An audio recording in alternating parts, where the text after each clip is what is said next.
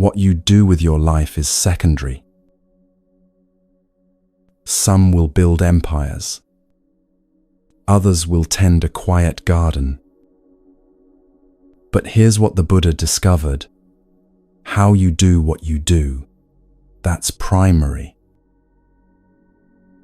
And most of us have never really understood this. There's a way of moving through life where stillness and action aren't separate, where you can work, create, engage fully, and yet remain at peace. Not peace that requires withdrawing from the world. Peace that comes with you into the world. This changes everything. When you try to create, to manifest, to build a life from a place of inner restlessness, you only create more restlessness. The doing becomes compulsive. The achieving never satisfies. But when consciousness flows into what you do, something shifts. The most impactful people often do less, yet accomplish more. Their work carries a quality you can feel but can't quite name. This is what we're exploring for the next while. Not as theory, as lived experience. You can rest while you listen. Lie down if you'd like. Let these words wash over you like water. There's nowhere to arrive, nothing to achieve here. Just this gentle invitation to discover what the ancient masters knew, that the quality you bring to this moment matters more than what you accomplish in a lifetime. Let's begin.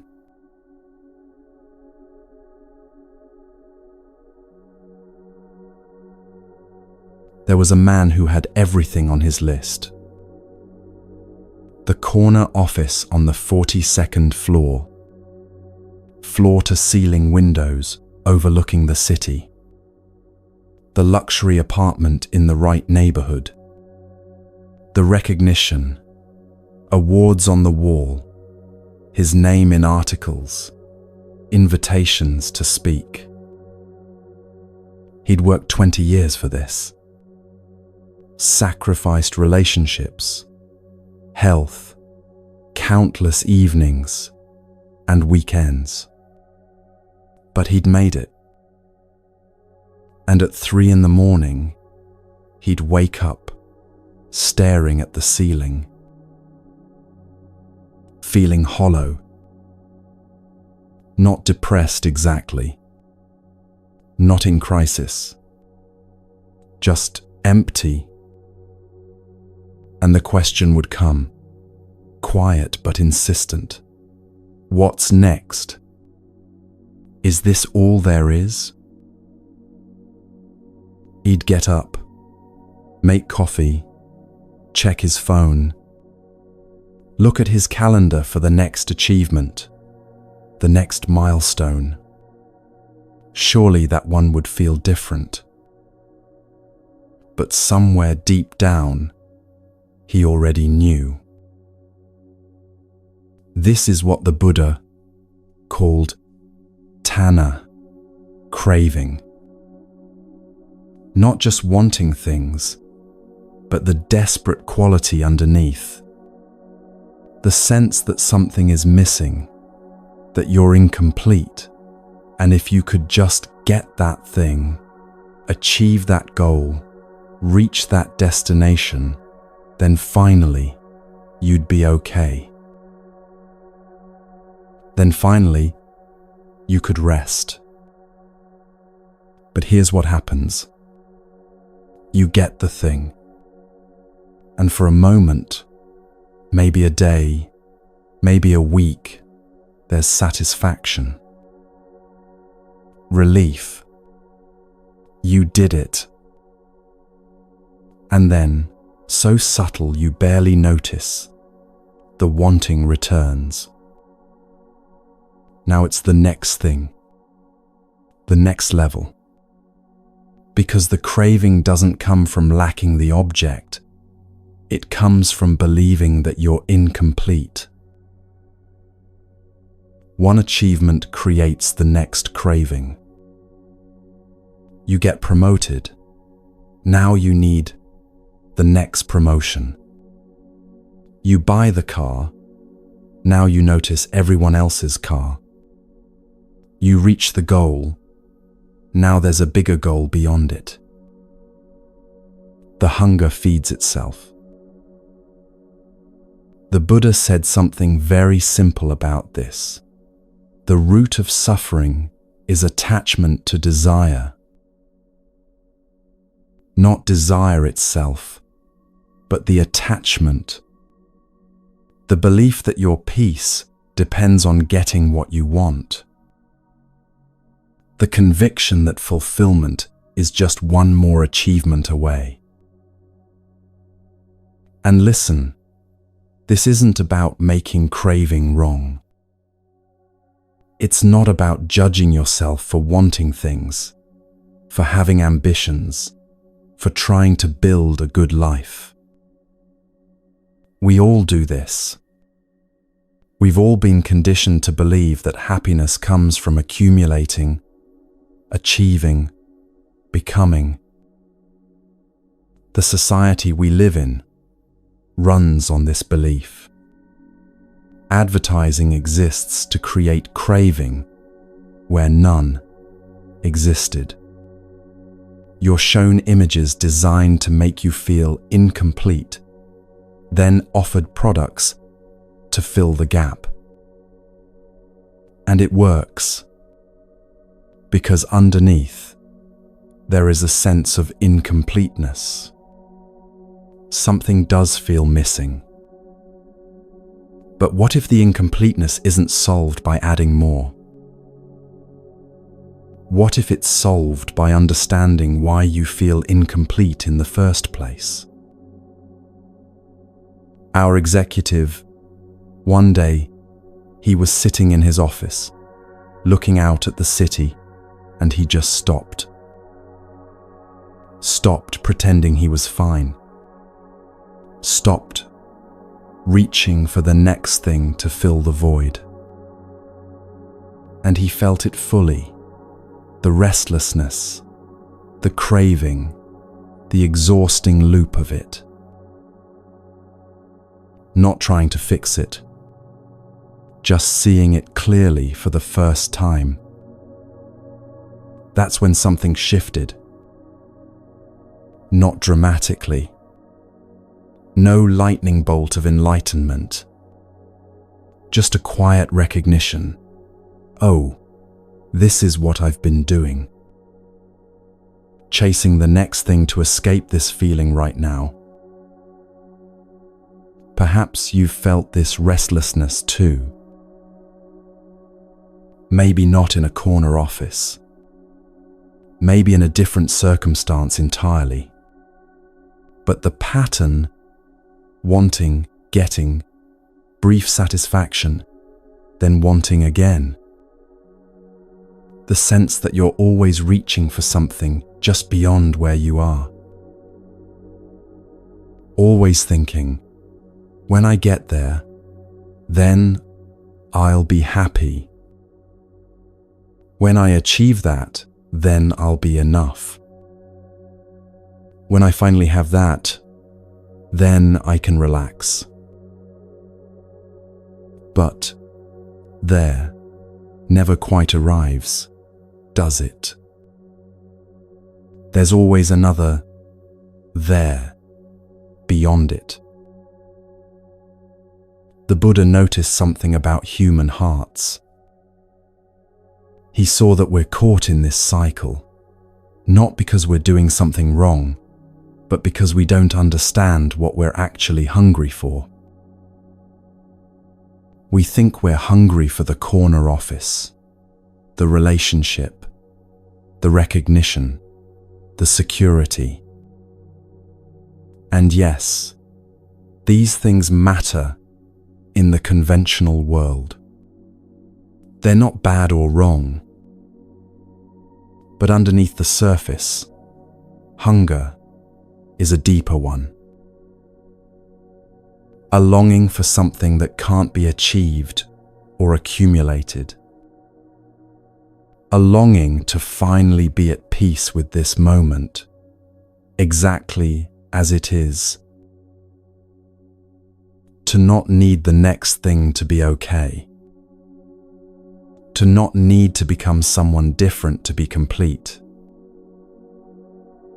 This deeper hunger, it can't be fed by anything external, which is why the cycle never ends if you keep trying. But when you see the cycle clearly, when you really see it, not intellectually, but in your actual lived experience, something becomes possible. Freedom. Not from wanting things, but from being enslaved by the wanting. Our executive is still working, still has ambitions, still creates and builds. But there's a different quality now. He can engage without grasping, can achieve without needing the achievement to validate him. The doing continues, but the desperate quality underneath has quieted. This is what becomes possible when you understand craving, not as something to eliminate, but as something to see clearly. Remember when you got that new car? The first few weeks were magic. The smell of it, the way it drove, how you felt sitting behind the wheel. You'd find excuses to drive places just to be in it. Friends would say, "Nice car," and you'd feel that little spark of pride.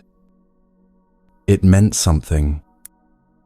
All the work you'd done, the saving, the waiting, now here it was, this beautiful machine that was yours. 3 weeks later, it was just the car. You'd get in without thinking about it.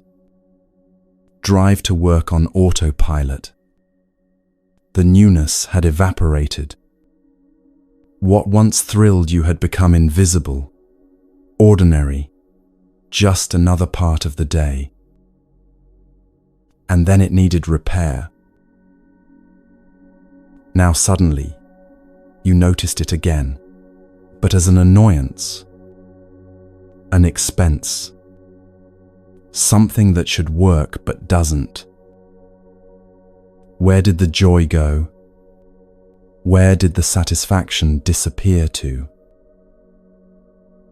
This is anicca, impermanence, but not as some abstract Buddhist philosophy, as the actual texture of your lived experience. Everything changes. Everything passes. Nothing stays the same, not even for a moment. The car changes from thrilling to ordinary to annoying. Your body changes from young to aging. Your relationships shift and evolve. Your thoughts arise and dissolve, moment after moment after moment. Even your sense of self changes. Who you thought you were at 20 isn't who you are at 40. The certainties you held crumble. What mattered deeply becomes irrelevant. What you couldn't imagine wanting becomes everything. Nothing holds still. Look around at the natural world, and you see this everywhere. Seasons cycling endlessly. Spring's blossoms become summer's fruit, become autumn's decay, become winter's stillness.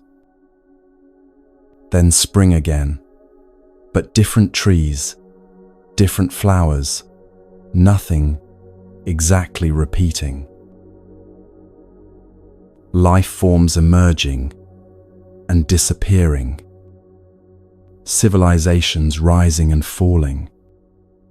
Mountains wearing down over millennia, while new ones thrust up from the earth. The ocean consumes the shore while simultaneously birthing new land. Forests burn, and from the ash, new growth. Everything in constant flux, constant transformation. This isn't a problem to solve. This is the nature of conditioned reality. Conditioned means arising from causes and conditions.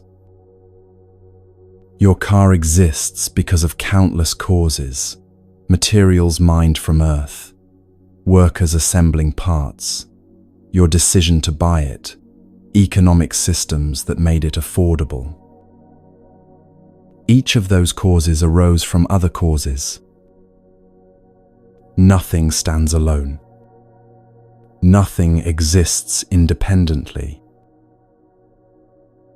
The Buddha called this dependent origination.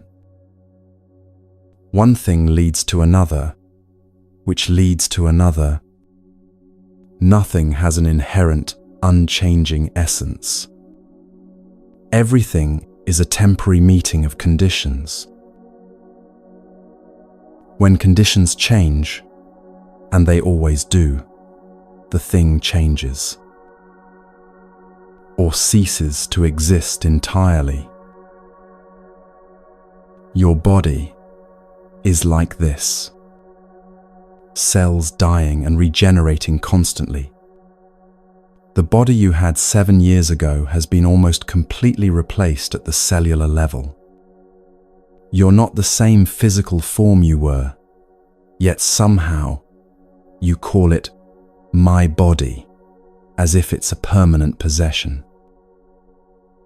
Your thoughts are like this, arising from causes, something you saw, something you heard, a memory triggered, a fear activated, then dissolving, making space for the next thought which also arises from causes.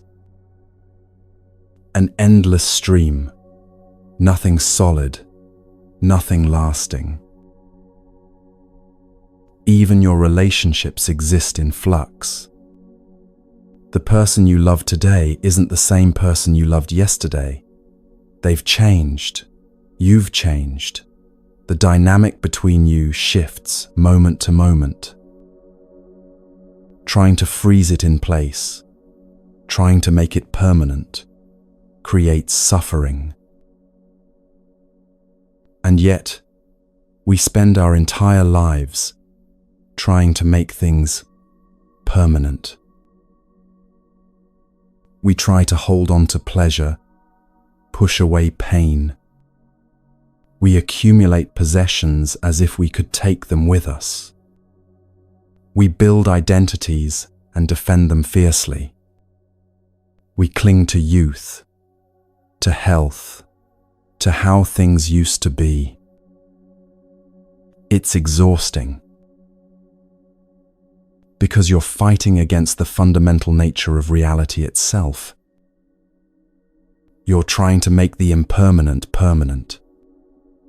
You're trying to stand still in a river that never stops flowing.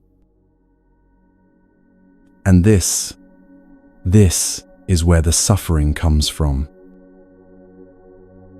Not from impermanence itself, but from not understanding impermanence, from expecting things to stay the same, From believing that if you could just hold on tight enough, you could stop the change.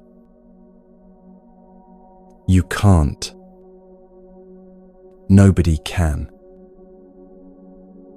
But here's the beautiful thing. You're not failing. You're not doing something wrong. You're not broken or insufficient. You're simply bumping up against the nature of reality. It's like trying to hold water in your hands. The tighter you grip, the faster it flows away. The water isn't mocking you. Your hands aren't inadequate. Water simply cannot be held this way. Impermanent things cannot be held permanently. Conditioned things cannot be made unconditioned. The Buddha said, "All conditioned things are impermanent." When one sees this with wisdom, one turns away from suffering, not turns away from life.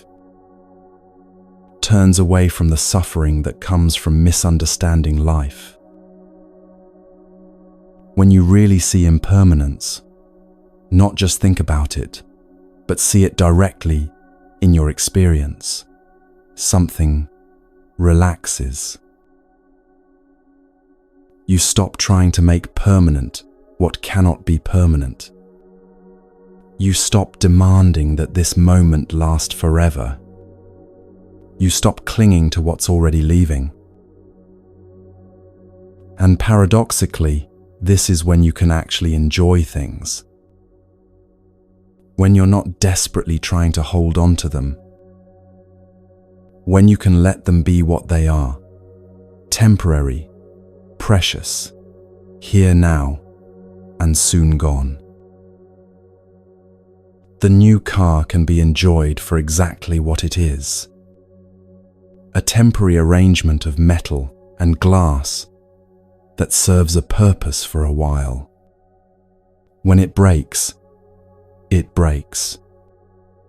When it gets old, it gets old. No problem. Just the nature of things. The relationship can be met fully, right now, in this changing moment, without needing it to be frozen in place, without needing guarantees about forever. Just this person, this moment, this connection that exists now. Even your own life becomes less heavy when you stop pretending it's permanent. When you acknowledge, this body will age and fail. This mind will change. This personality I think of as me is already different than it was yesterday. What a relief, actually, to not have to make everything last forever. To just let things be what they are, impermanent, flowing, alive precisely because they're changing. There was a grandmother who forgot her story. Dementia took her memories slowly, piece by piece. First, the recent things, where she put her keys, what she ate for breakfast. Then larger chunks, her career, her achievements, the details of her children's lives. Eventually, she couldn't remember her name. Her family found this heartbreaking. They'd visit and try to remind her, "You're Margaret. You were a teacher for 30 years. You raised 4 children. You won awards, traveled the world, built this beautiful life. She'd smile politely, as if they were talking about someone else. Because to her, they were. But here's what her family noticed after a while. She seemed, and they almost felt guilty thinking this, she seemed at peace. More at peace than she'd been in years. Maybe ever. No anxiety about what people thought of her. No worry about her legacy or whether she'd accomplished enough. No comparing herself to others. No regret about roads not taken. She'd sit by the window watching light move across the wall and just be there. Fully there, not somewhere else in her mind. When someone visited, she'd greet them with genuine warmth, as if meeting them for the first time. Which, for her, she was. No old grievances, no stored resentments.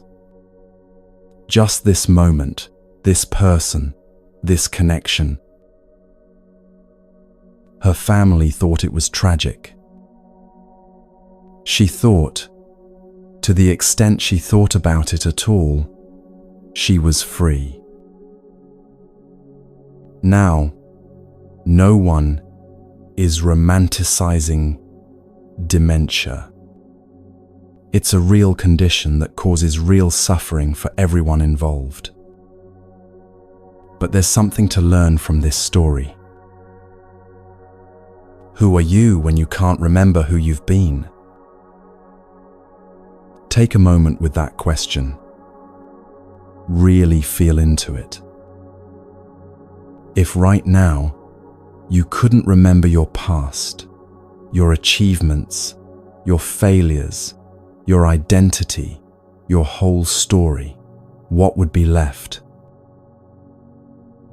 Would anything remain? Or would you disappear entirely? Most of us believe we would disappear because we think we are our story. We think, I am my history. I am my memories.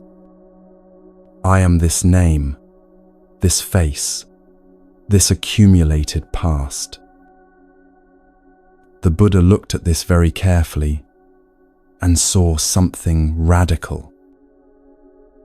He saw that what we call self is a construction, a useful fiction for navigating the conventional world, but not ultimately real. He described it this way: in what is seen, there is only the seen. In what is heard, only the heard. In what is sensed, only the sensed. No separate seer possessing the seeing. No hearer owning the hearing. Just seeing happening. Just hearing happening. This is called anatta, non-self. And it's one of the most misunderstood teachings in Buddhism. People hear no self and think it means you don't exist. That's not what it means. Obviously, there's experience happening. Obviously, there's a body, thoughts, sensations, all of that.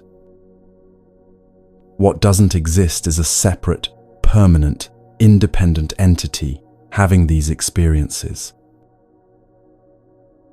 Look closely at what you call I. Where is it exactly? Is it in your body? but your body changes constantly. Which cell is the real you? Is it in your mind? But thoughts come and go. Which thought is the I? Maybe it's your personality, your character traits, but these change too. You're not the same person you were as a child, or even last year. Circumstances change you. Experiences reshape you. So where is this permanent, unchanging I that supposedly possesses your life? The truth is, there isn't one. What you call I is a convention, a name we give to a temporary collection of processes. This body, these thoughts, these memories, these patterns. It's useful to have a name, to say, I need food, or I'll meet you Tuesday.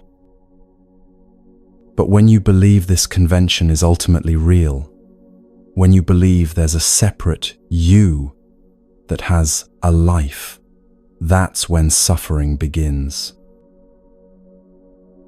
Because then you spend all your energy defending this fictional entity, building it up, protecting it, trying to make it more important, more secure, more permanent.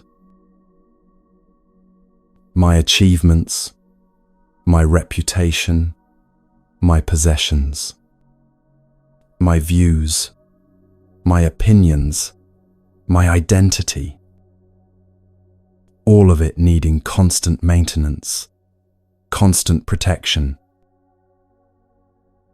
It's exhausting.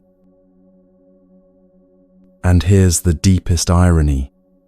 You think you're defending yourself, but you're actually defending a mirage. A monk once asked the Buddha, if there's no self, who experiences nibbana? Who gets enlightened? The Buddha smiled.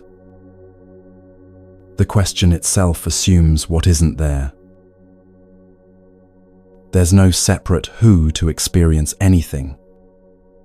There's just experience arising and passing. When the illusion of a separate experiencer dissolves, what remains is freedom. Not freedom for someone, just freedom. Now, this isn't nihilism. It's not saying nothing matters, or you should stop caring about life. That's a misunderstanding. Life continues. Actions have consequences.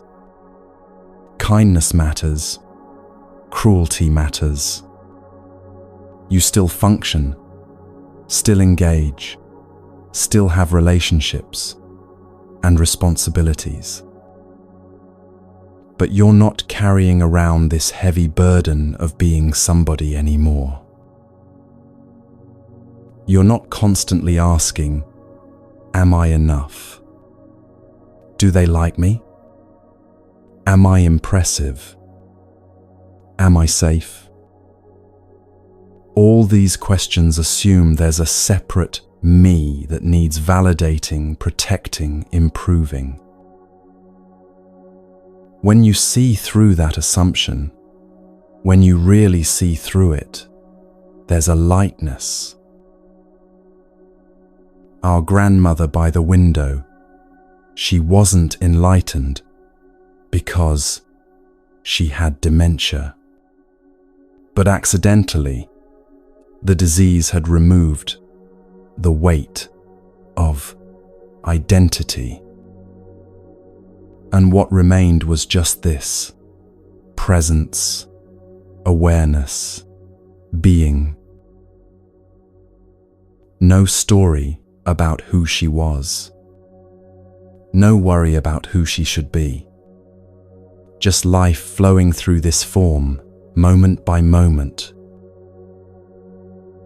You don't need to lose your memory to experience this.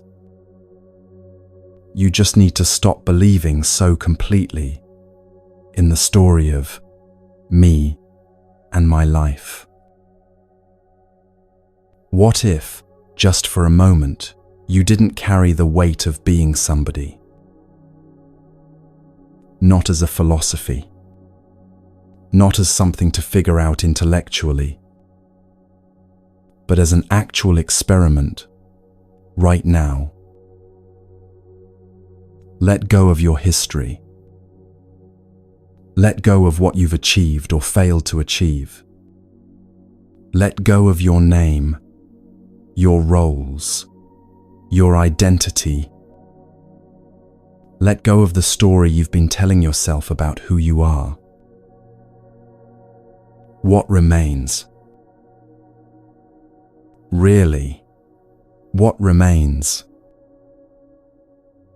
There's awareness, isn't there? There's this moment, these sensations, this breath moving. There's aliveness, presence. But is there a separate you possessing it? Or is there just this? Just life happening. No owner needed. We've all been deeply conditioned to believe in me and my life. It starts young. This is your toy. This is your room. This is your body. You learn to identify with this form, this mind, this separate entity moving through the world. And it's not wrong that we do this. In the conventional world, it's necessary. But it's not the ultimate truth. The ultimate truth is simpler, lighter, freer than any separate self could ever be. It's this. Just this. Happening now. No one doing it. No one having it. Just the flow of life, momentary, empty, of separate existence, yet so very alive.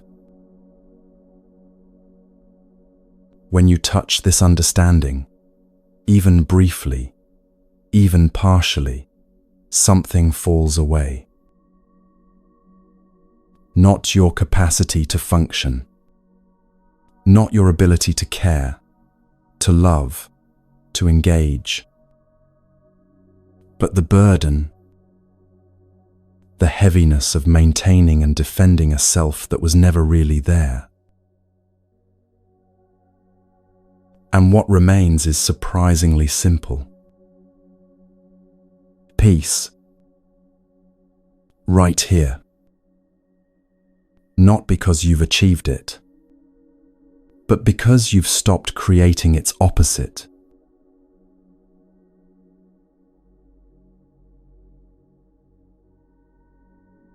Right now, wherever you are, you don't need to remember your past. Just for this moment, let the story of your life dissolve. Let it go. All of it. The achievements and the failures. The relationships that shaped you. The choices you've made. The paths you've taken. The person you think you've become. Just this breath. Just this moment. What remains? Don't think about it. Don't search for an answer. Just notice, What's actually here when you're not rehearsing your history? There's awareness, isn't there? Something knowing this moment. Something aware of these words, this breath, this space you're in. That awareness, it doesn't need your past to exist. It's not constructed from your memories. It's not your achievements looking back at themselves. It's just here, present, now. This is the difference between awareness and me. Me is a story, a collection of memories, things that happened, things you did, things others said about you. A collection of projections, fears about the future, hopes, plans, the person you're trying to become. But awareness? Awareness is simply here. Not yesterday's awareness or tomorrow's awareness. Just this, the knowing of this moment. And here's what's extraordinary. You've never not been aware. Even when you were lost in thought, awareness was there, knowing the thoughts. Even when you were asleep dreaming, awareness was there, knowing the dreams. Even in your worst moments, your most confused moments, awareness was present, witnessing it all. It never comes and goes. Only what you're aware of comes and goes. There was a woman who discovered this accidentally. She lived in a small apartment with a window that faced east. Every morning she'd make tea and sit there, watching the light change. Not meditating, not practicing anything formal, just sitting. She'd watch the darkness soften into grey, then pale blue, then that moment when the first rays touched the building across the street. She'd watch birds land on the windowsill, hop around, fly away. She'd watch her tea steam rising, curling, dissipating into nothing. Sometimes thoughts would come, her to-do list, conversations she needed to have, worries about money. She noticed them the same way she noticed the birds. They'd arrive, stay for a while, leave. She wasn't trying to be anybody during these morning sits. Wasn't trying to be spiritual or peaceful or a good meditator. She'd tried that before, and it felt like work. This was different. This was just being here. Her friends thought she was wasting time, just sitting there staring out a window. But something was happening, though she couldn't have explained it. She was becoming more herself by trying less to be anyone. The constant effort of maintaining her image, her story, her identity, it was quietly falling away. Not through force, not through some spiritual technique, just through the simple act of being present without an agenda.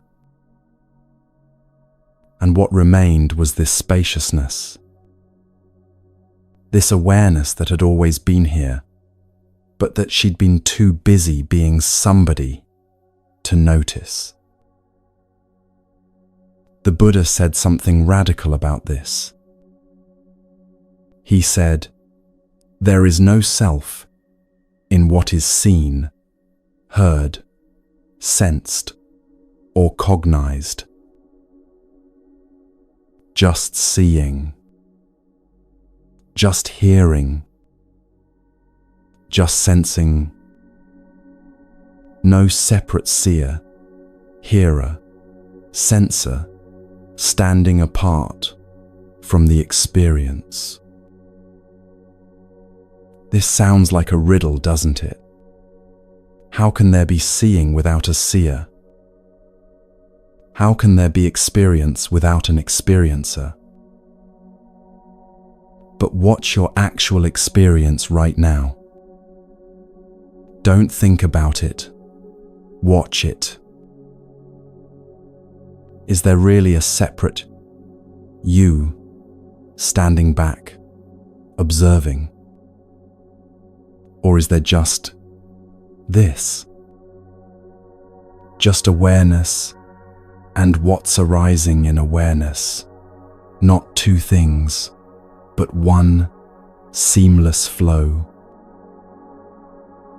When you see, do you first exist and then see? Or does seeing simply happen and you call it, "I'm seeing"? When you hear a sound, is there first a hearer, then a hearing, then a sound? Or does sound simply occur, and afterwards, you claim ownership? "I heard that." Look closely. Not with your thinking mind, but with direct observation. What's actually happening? Just this moment arising, complete in itself. No separate you needed to make it more complete. Now, people hear this teaching and sometimes they panic. If there's no self, then what? Who am I? Do I disappear? Is this some kind of void, some terrible emptiness? No. This isn't the emptiness that terrifies. This is the spaciousness that liberates. Think of it this way. When you believe you're a separate self, you're like a wave that thinks it's separate from the ocean. The wave is terrified. "I'm so small, so temporary, I'll crash and disappear." It spends all its energy trying to be bigger, more impressive, more permanent than the other waves. But when the wave realizes it's ocean, it's been ocean all along, everything changes. It's not annihilated. It's liberated. Because now it knows, I can't be destroyed. I never was what I thought I was. I'm the vast ocean temporarily taking the form of a wave. You can still function perfectly well without believing in a separate self. You can still work, love, engage, create, relate. In fact, you function better because you're not carrying around the exhausting burden of defending an identity that was never real. You're not constantly asking, do they like me? Am I good enough? Am I safe? Did I do it right? Those questions all assume there's a separate me that needs protecting, validating, improving. When you see through that assumption, the questions simply lose their grip. What replaces them is so much simpler. Just this. Just awareness. Just life flowing, moment after moment, without anyone needing to control it or claim ownership of it. Notice you're aware right now. That's it. That's enough. Nothing needs to be added. No special state needs to be achieved. No enlightenment needs to be attained. Just this simple recognition, awareness, is here. That awareness is closer to you than your own breath, closer than your thoughts. It's what you actually are, beneath all the stories, all the identities, all the becoming. And it's always been here, waiting, patient as the sky. So what exactly are we identifying with when we think we're me? The Buddha was very precise about this. He looked carefully at human experience and saw that what we call self is actually 5 processes, 5 aggregates that we mistakenly bundle together and call I.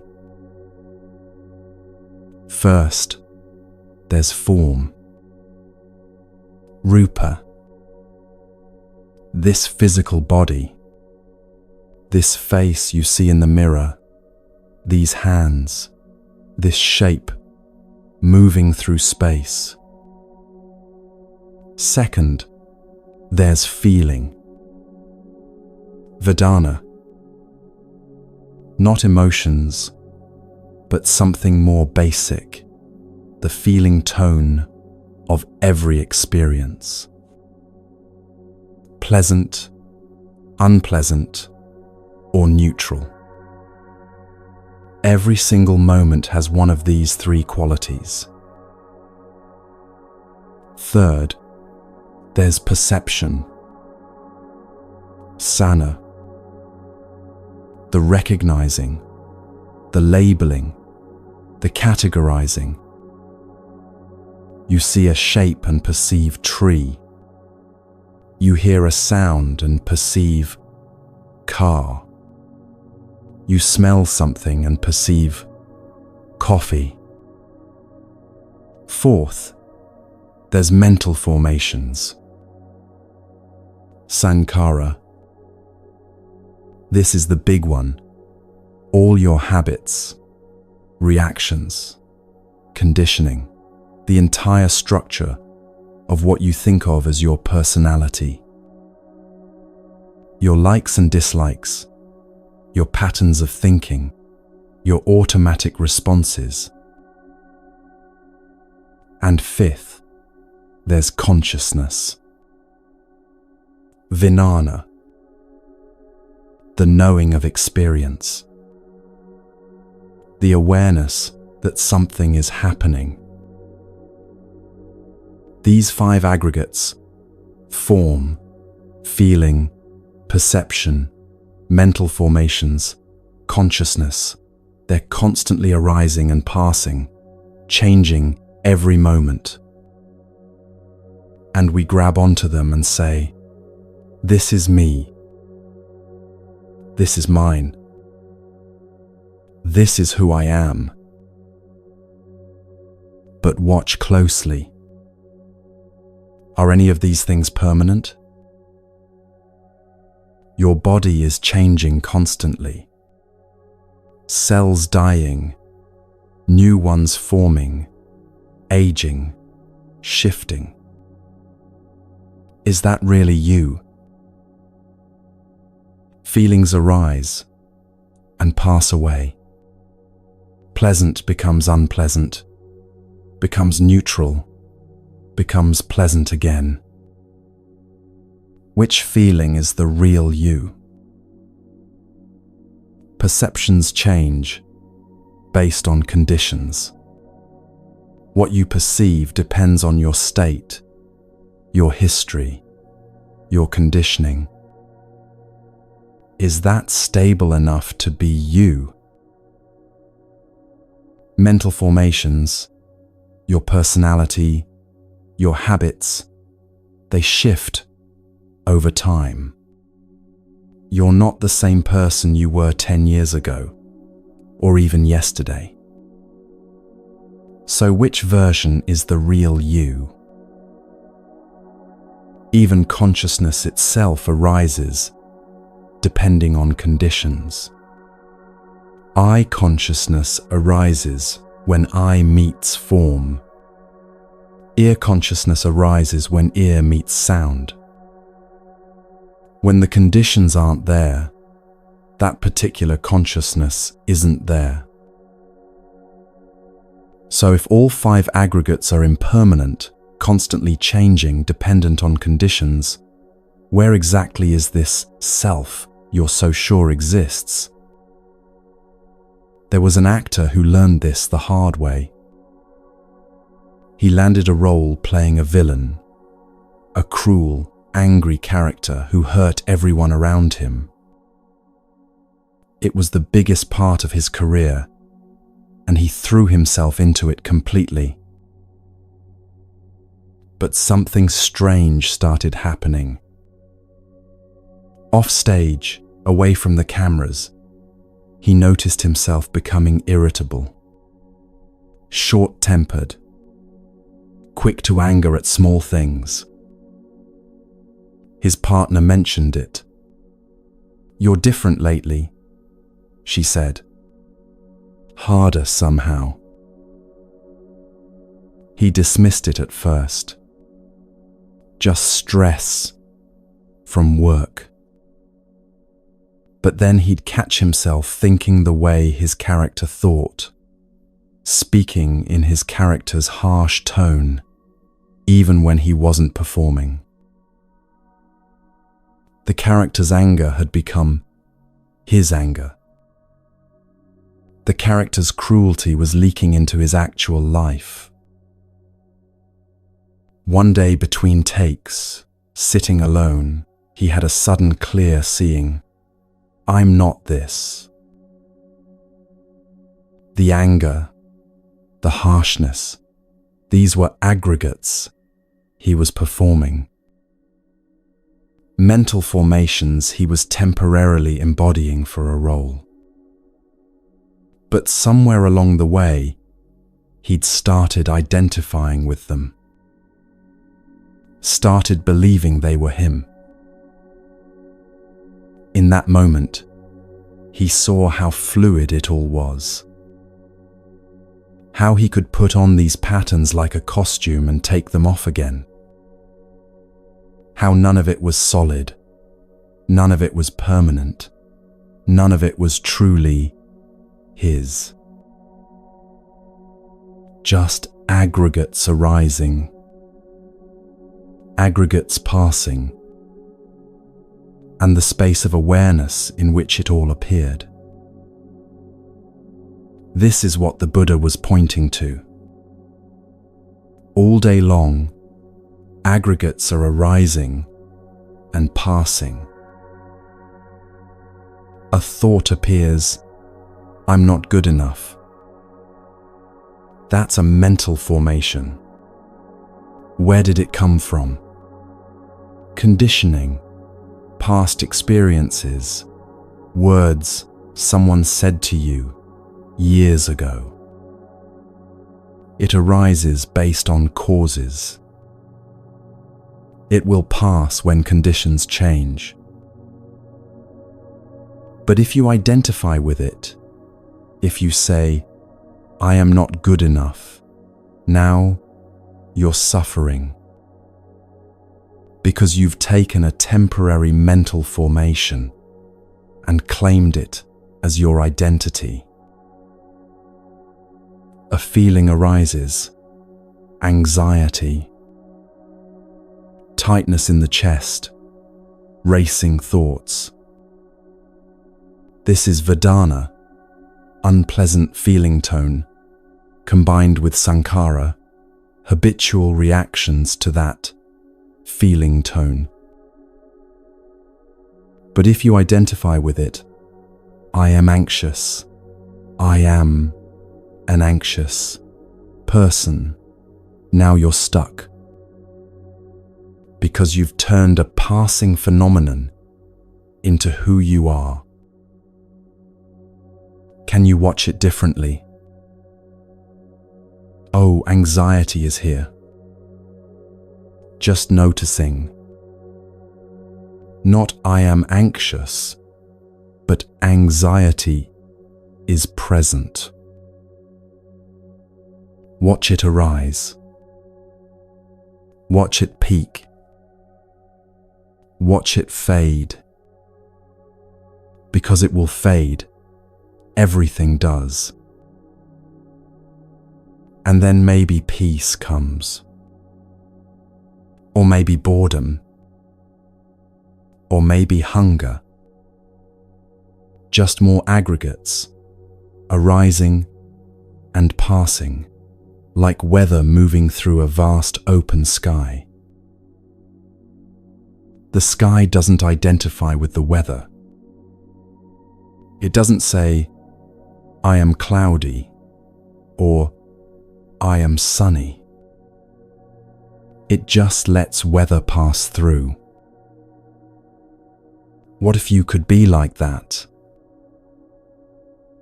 Your body ages, but you're not saying, I am aging, as if aging is your fundamental identity.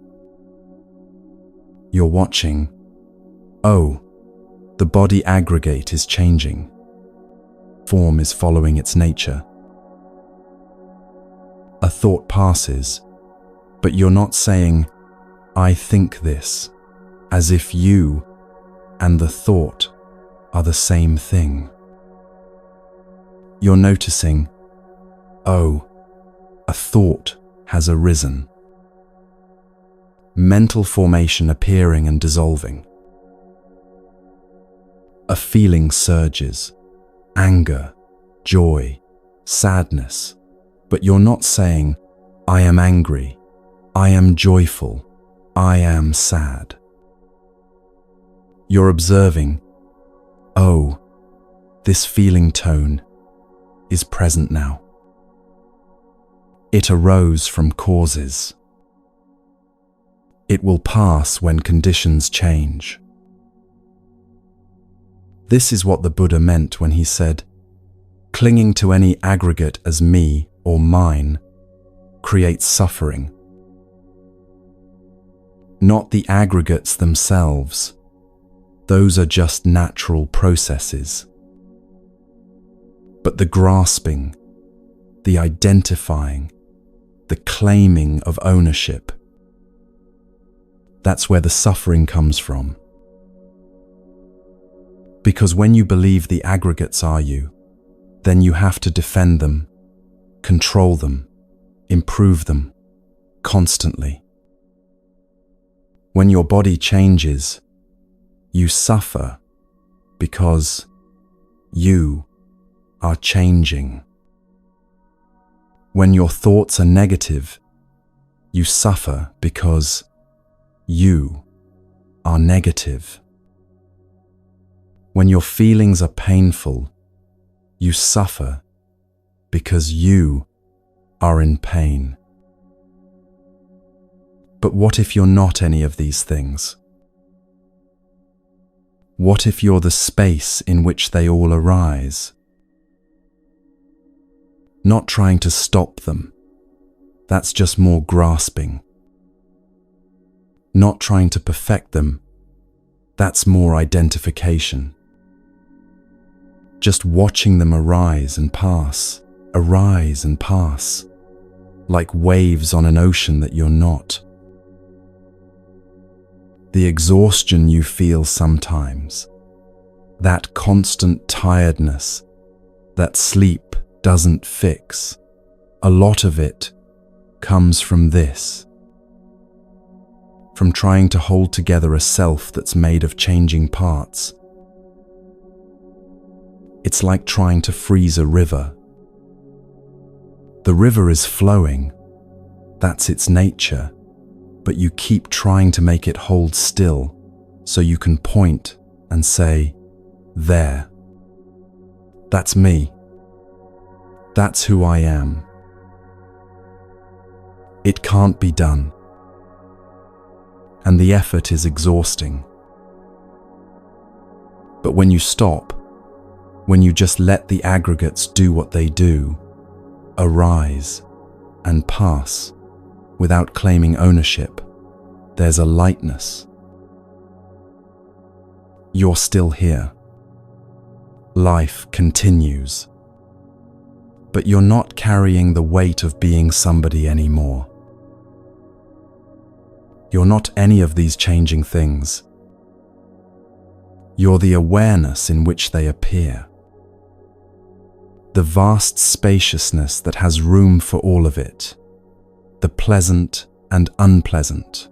The beautiful and ugly. The wanted and unwanted.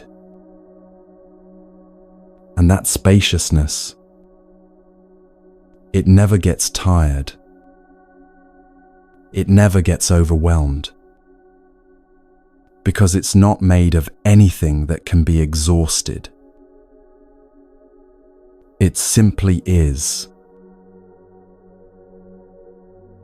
Now, this understanding doesn't just live on a meditation cushion. It has to meet daily life. Or what good is it? There was a Zen student who'd been practicing for years. He could sit in meditation for hours, completely still, deeply peaceful. One day, his teacher said, "Tomorrow, go to the busiest marketplace in the city. Find your peace there." The student protested, "But there's so much noise, so many distractions, so many people wanting things." The teacher smiled. "Exactly." So the student went. And the first time, it was overwhelming. The crowds pushing and shoving, vendors shouting their wares, smells of food mixing with exhaust, advertisements everywhere, music blaring from storefronts. His mind went wild. Wanting, resisting, judging, comparing. Within minutes, all his meditation training seemed to evaporate. He went back daily, as his teacher instructed. And slowly, something shifted. He learned to walk through the marketplace, not by shutting down, not by blocking out the chaos, but by staying present with it. Fully present. Seeing, hearing, smelling, wanting, arising, wanting, passing. Just noticing it all, without getting swept away by any of it. Eventually, he could walk through the busiest market completely at peace, not because he'd transcended life, but because he'd learned to be fully present to it. This is samasati, right mindfulness. Not some transcendent state where you float above reality. Not zoning out or achieving a blank mind, but alert, clear, intimate awareness of what's actually happening right now. Seeing and knowing you're seeing. Hearing and knowing you're hearing. Thinking and knowing you're thinking. Not getting lost in the content. Not becoming the thought or the feeling or the sensation. Just noting, oh, this is what's present now. The shopping mall is perfect for this practice. Or the grocery store, the subway, anywhere there are people and noise and things designed to grab your attention. Because advertisements, they're designed to trigger craving. Sophisticated teams of psychologists figuring out exactly how to make you feel incomplete, so you'll buy their product to fill the gap. But when you're mindful, you can see it happening in real time. You're walking past a display window. There's a beautiful coat. First, just seeing. Form, color, texture. The mind might say, beautiful. That's perception, recognizing, labeling. Then maybe a feeling tone arises.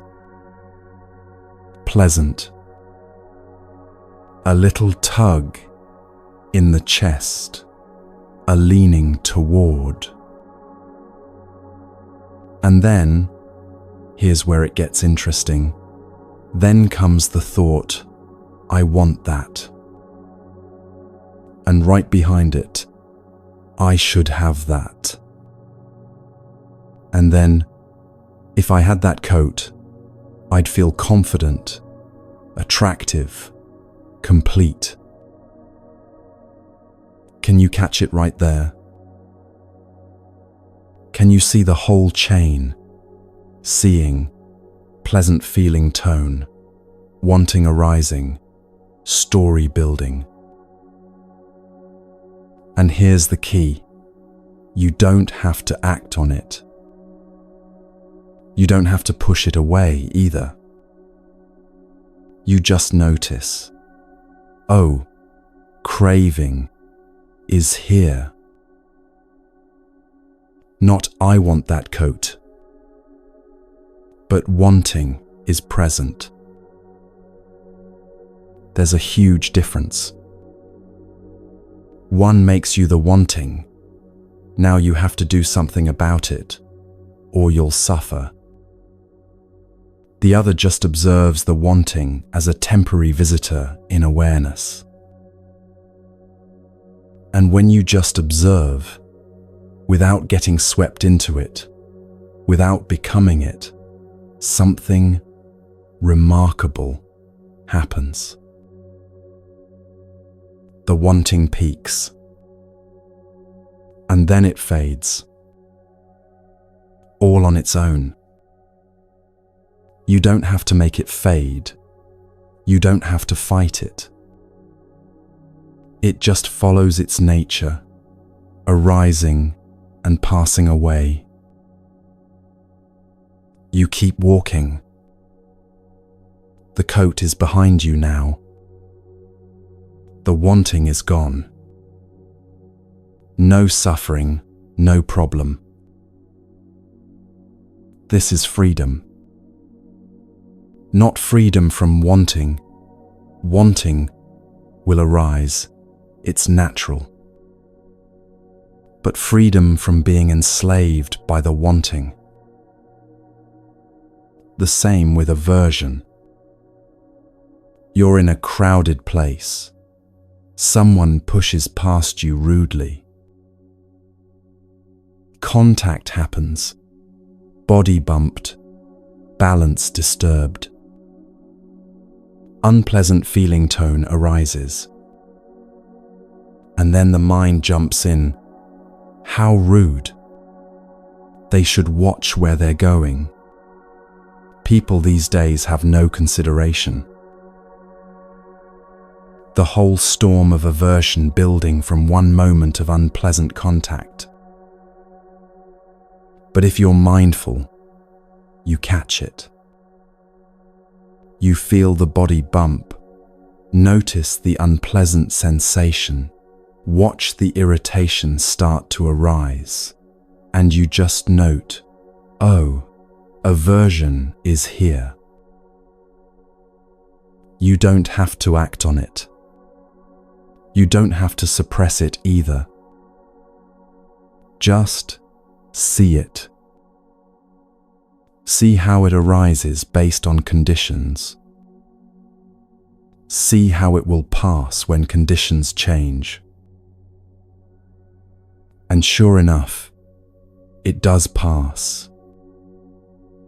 Maybe takes 30 seconds, maybe 2 minutes. But it passes. Because everything does. The Buddha said something so simple about this. When walking, know you are walking. When standing, know you are standing. When sitting, know you are sitting. When lying down, know you are lying down. Just this. Just knowing what's actually happening in this moment. Not lost in thoughts about the past. Not lost in plans for the future. Not lost in judgments about what's happening. Just here. Awake to this. You can practice this right now, wherever you are. Feel your feet. Are they touching the ground? Are they on a bed, a chair? Just notice the actual sensation. Pressure, warmth, texture. Feel your breath. Not controlling it, just noticing. The coolness on the inhale, the warmth on the exhale. The gentle rise and fall of the chest or belly. Feel the aliveness in your hands. There's a tingling there, a subtle vibration. Energy flowing. You might not have noticed it before, but it's always there. This is your anchor. The felt sense of the body, alive, here, now. When you're in the busy place, the shopping mall, the crowded street, the chaotic office, you can come back to this. Feel the feet. Feel the breath. Feel the aliveness. And from that anchor, you can notice everything else without getting lost in it. Sounds arising and passing. Sights appearing and disappearing. Thoughts coming and going.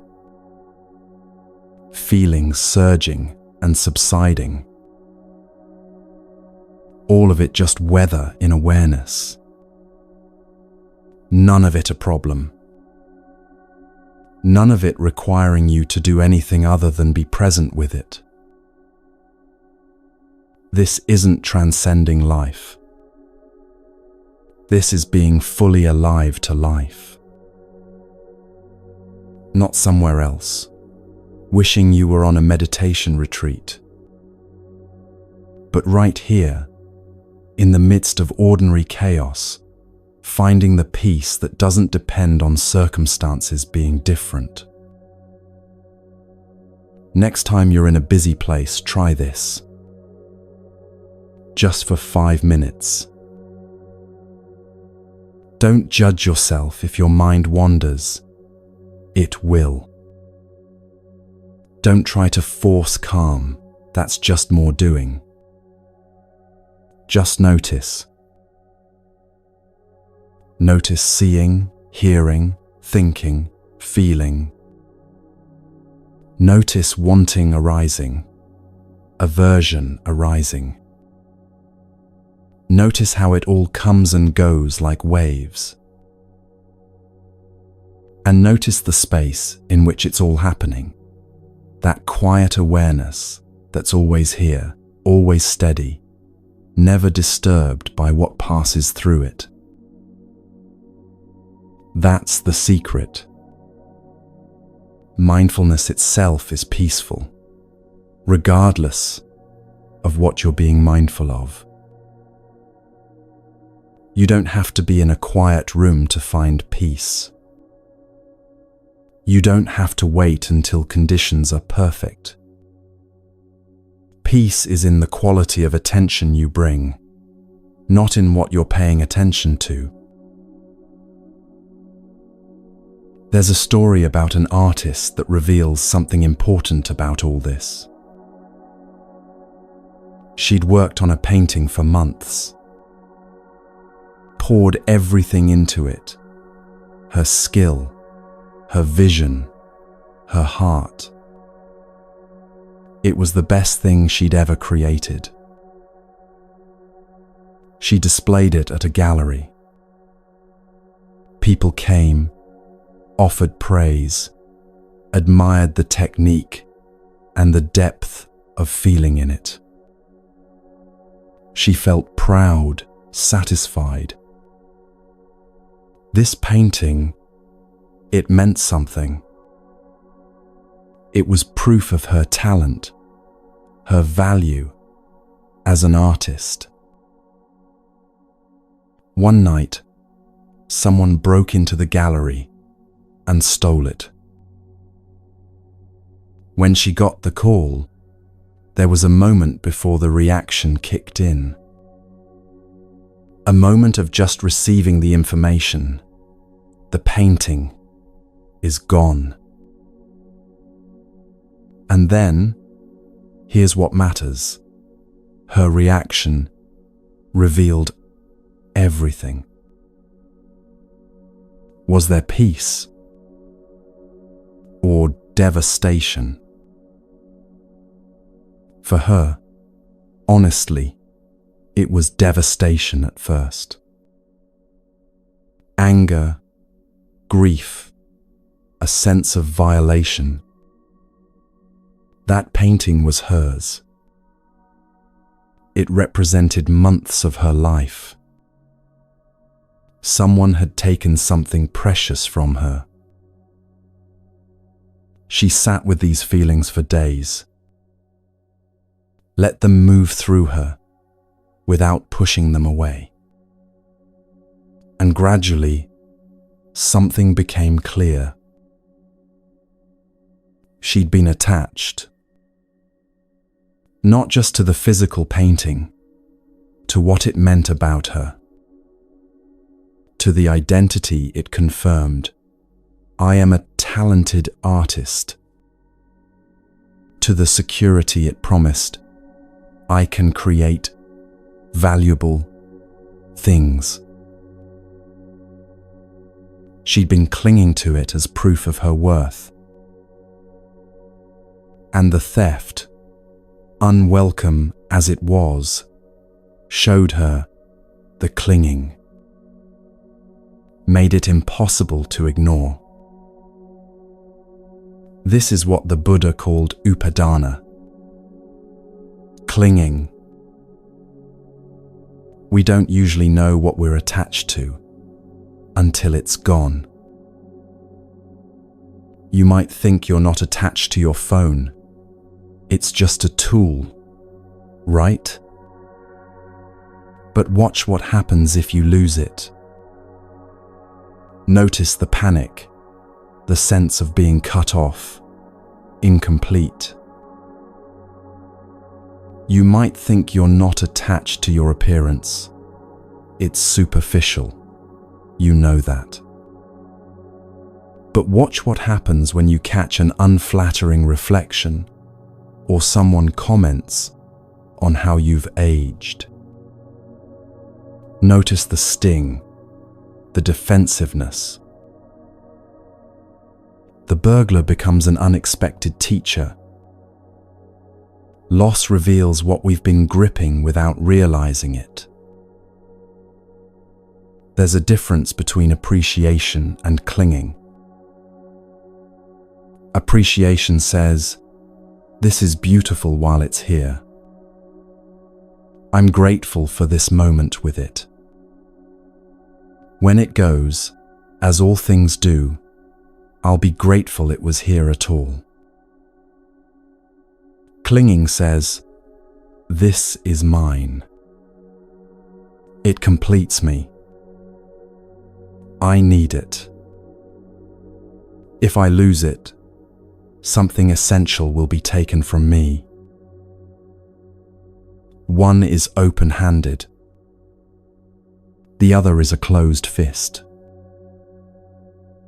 The Buddha taught that clinging to anything impermanent guarantees suffering.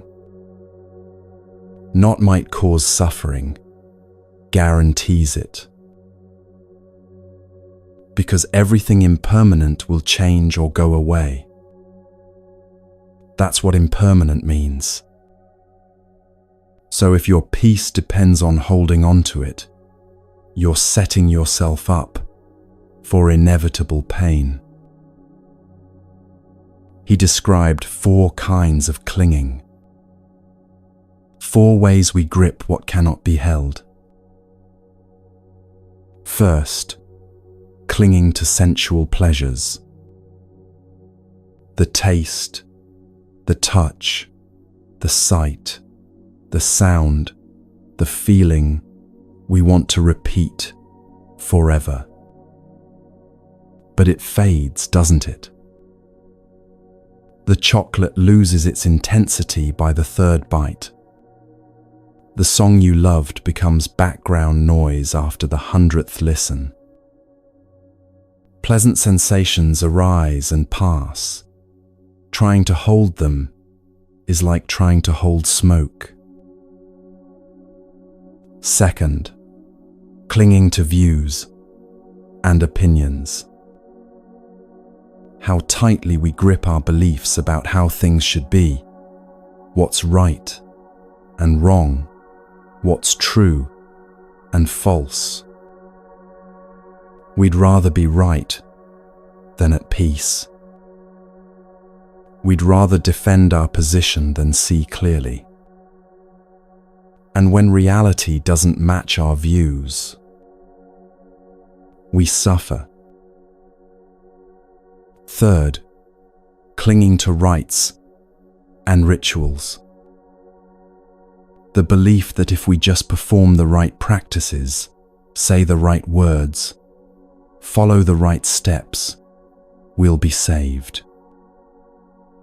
But freedom doesn't come from external forms. It comes from seeing clearly. And fourth, the deepest clinging of all, to the belief in an independent, permanent self. This me that we spend our whole lives defending, building up, trying to make secure. The self that we've already seen doesn't exist the way we think it does. These 4 clingings underlie all our suffering. Every anxiety, every disappointment, every moment of feeling insufficient or unsafe. If you look closely, you'll find one of these clingings at the root. But here's what's beautiful. You don't have to eliminate clinging through force. You just have to see it clearly. When you see how you're gripping, when you feel the tension of it, the exhaustion of it, naturally, there's a letting go. Not because you should let go, but because holding on stops making sense. Our artist, sitting with her grief over the stolen painting, at some point, days later, she smiled. Someone asked what she was thinking. She said, "Someone must have loved it enough to take it." Not that the theft was okay. Not that she condoned it. But she'd released her grip on ownership. The painting had existed. It had brought beauty into the world for a time. Now it was somewhere else. Maybe bringing beauty to someone else. Maybe hidden in darkness. Either way, it was no longer hers to control. And without that need to control, without that clinging to ownership, there was no devastation. Just release. She could create again. Would create again. But differently now. With less attachment to the outcome, less need for the work to prove something about her. Just creating for the joy of creating.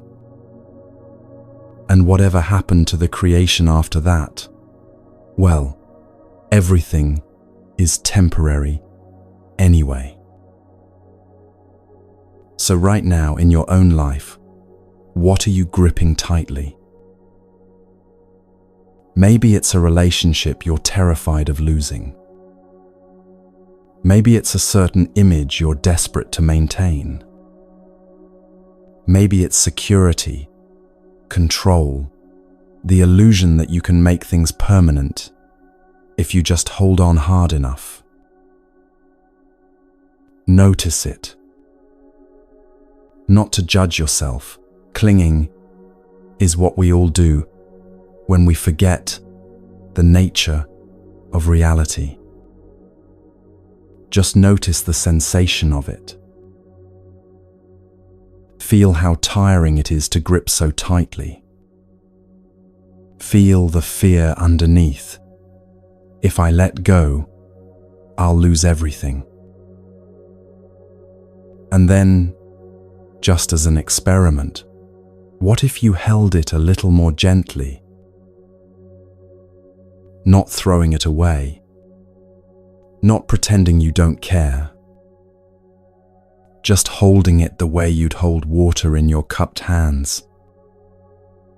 Gently, allowing it to be what it is, knowing it won't last forever, and somehow that's okay. There's something that happens when you stop gripping. A spaciousness opens up.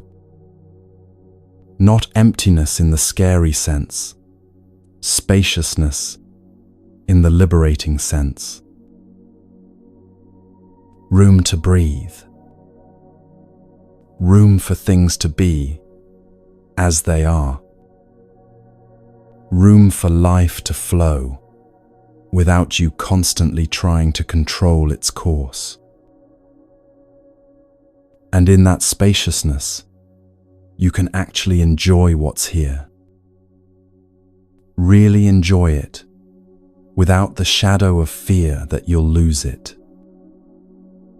Because you already know you'll lose it. Everything is temporary. So you can be fully present with it now, while it's here. The flower in your hand is more beautiful when you're not desperately trying to keep it from wilting. The person you love is more fully met when you're not clinging to them as your source of completion. The moment you're in is more alive when you're not grasping at it or pushing it away. This is what the Buddha discovered under that tree 2,500 years ago. Not some cosmic secret, not some mystical state. Just this: suffering comes from clinging to what cannot be held. And freedom comes from seeing that clearly, so clearly that the clinging naturally releases. You can still have preferences. You can still care deeply about things and people. You can still create, build, strive, engage. But underneath it all, there's this lightness, this understanding that nothing is yours to possess, not even your own life.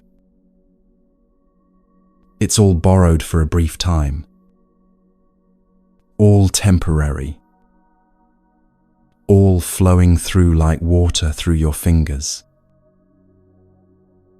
And when you really get this, not just intellectually, but in your bones, there's a peace that doesn't depend on anything staying the same. The burglar took the painting.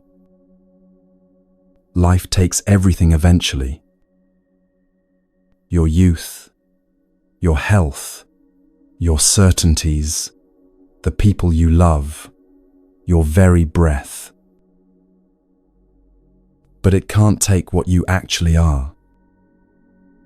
That awareness we touched earlier, that spaciousness that holds it all. That's not subject to gain or loss. It was here before you accumulated anything. It'll be here after it's all gone. And it's here now, quietly present, watching these words arrive in your awareness and dissolve away. Watching thoughts come and go. Watching feelings rise and fall. Watching the whole dance of form, none of it a problem, all of it just passing through. So what are you holding tightly today? Maybe you could hold it just a little more gently. Not because you should, not because someone told you to, but because you've seen clearly, seen how the gripping creates suffering and how the release creates space for something truer, lighter, more alive. Just see it. That's all.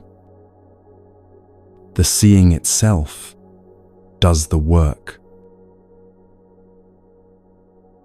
And then you can walk through your days, through shopping malls and crowded streets, through gains and losses, through the whole beautiful, painful, temporary dance of being human, with your hands open, ready to receive what comes, ready to release what goes, neither grasping nor rejecting. Just here, just aware, just at peace with what is.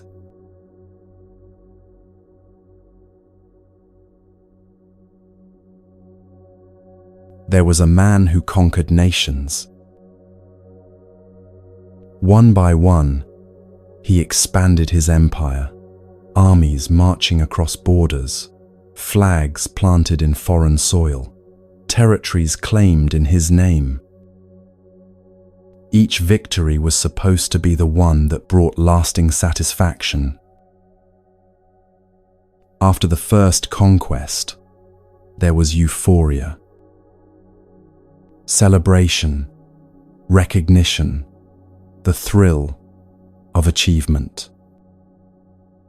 For a few weeks, he felt complete.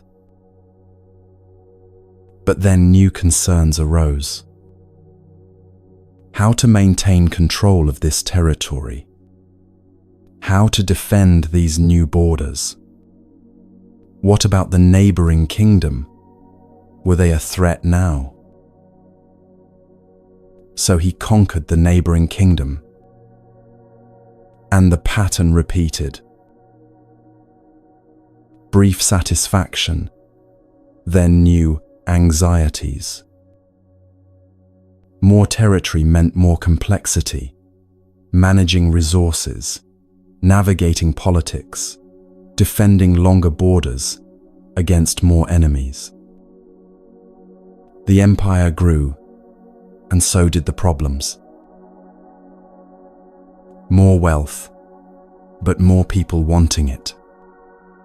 More power, but more paranoia about losing it. More recognition, but more pressure to maintain the image. He conquered again. And again. Always thinking, this next one will be different. This next victory will finally bring the peace I'm looking for. It never did.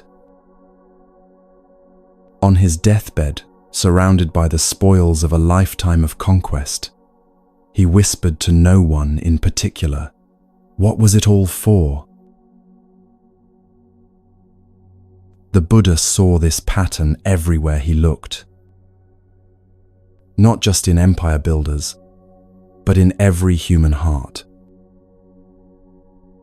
He called it tanha, craving, the origin of suffering.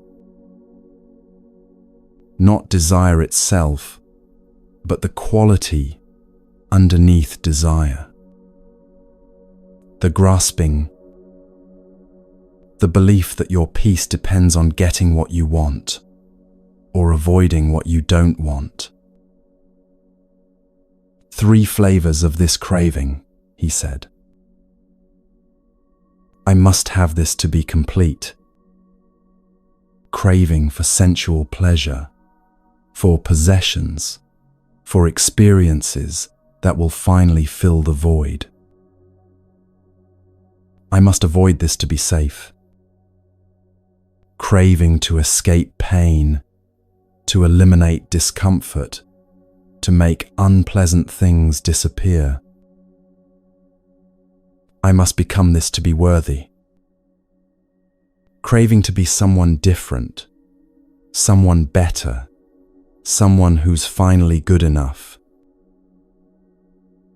And all 3 are rooted in the same misunderstanding, that something is fundamentally wrong with this moment, with this life, with this you.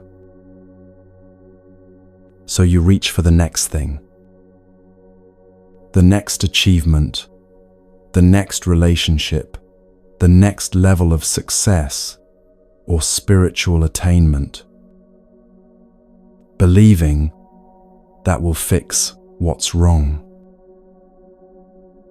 And maybe you get it. Maybe you achieve the goal, acquire the thing, become the person you thought you needed to be. Brief satisfaction. A moment of relief. Finally.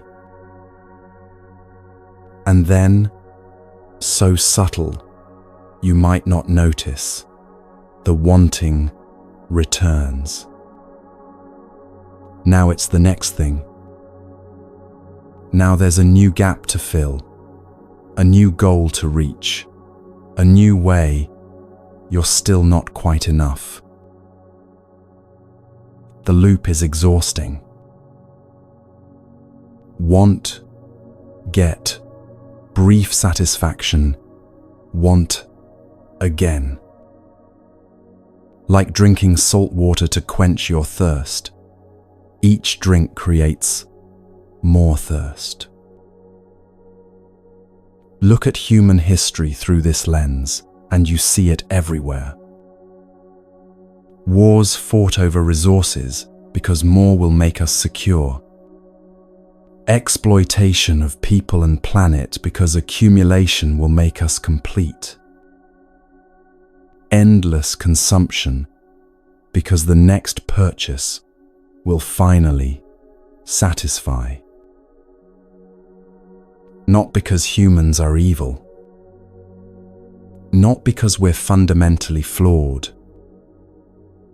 But because we're lost in dukkha, lost in this misunderstanding about what will bring peace. And the tragedy is, we pass this down. Generation after generation, teaching our children, you'll be happy when you achieve this, when you acquire that, when you become someone important. So they spend their lives chasing the same mirage we chased. The same mirage their children will chase. Unless someone stops and sees the pattern clearly. Even spiritual seeking can become this. Even the pursuit of enlightenment can be co-opted by the same craving energy. I must become enlightened to be worthy. I must have this spiritual experience to be complete. I must achieve this state of consciousness to finally be at peace.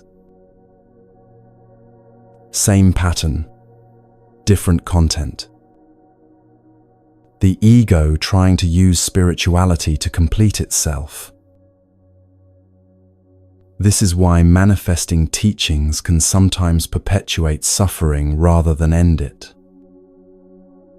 If you're manifesting from a sense of lack, if the whole project is based on, I'm not enough as I am, so I need to create this reality to become enough, you're just feeding the same craving that caused the suffering in the first place.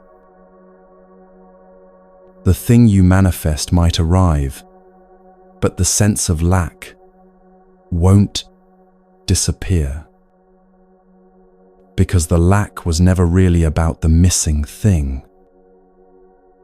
It was about not understanding your fundamental completeness. There's a line from a poem that captures something true here. The best lack all conviction, while the worst are full of passionate intensity. Those who've sensed something deeper, who've glimpsed that peace doesn't come from achievement, they hesitate.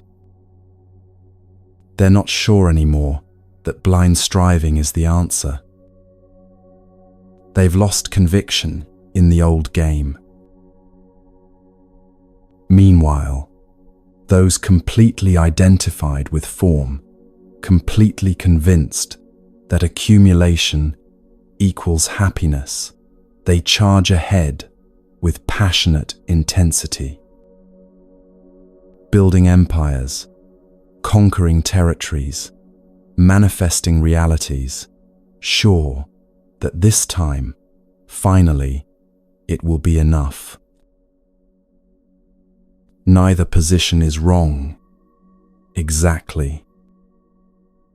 Both are part of the human journey.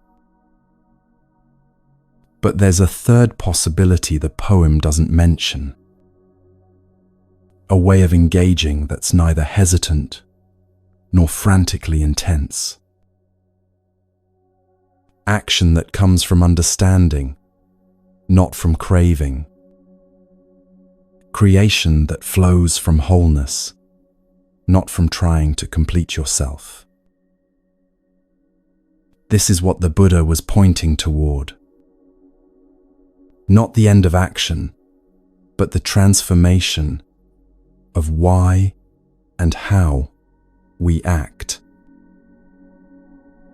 The Buddha said, One who seeks happiness by hurting others, entangled with enmity, will never be free. But we can extend that. One who seeks happiness by endlessly acquiring, endlessly achieving, endlessly becoming, entangled with craving, will never be free either. Not because acquiring or achieving or becoming are wrong, but because freedom doesn't come from any of that. It never has. So where does it come from? What if peace didn't require achieving anything?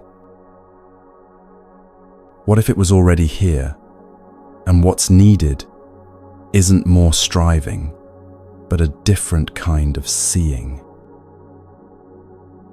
That's what the path explores. Not how to get somewhere else, but how to wake up to where you already are. The Buddha was very practical about this. He didn't say, just understand that craving causes suffering and you'll be free. He knew understanding alone isn't enough.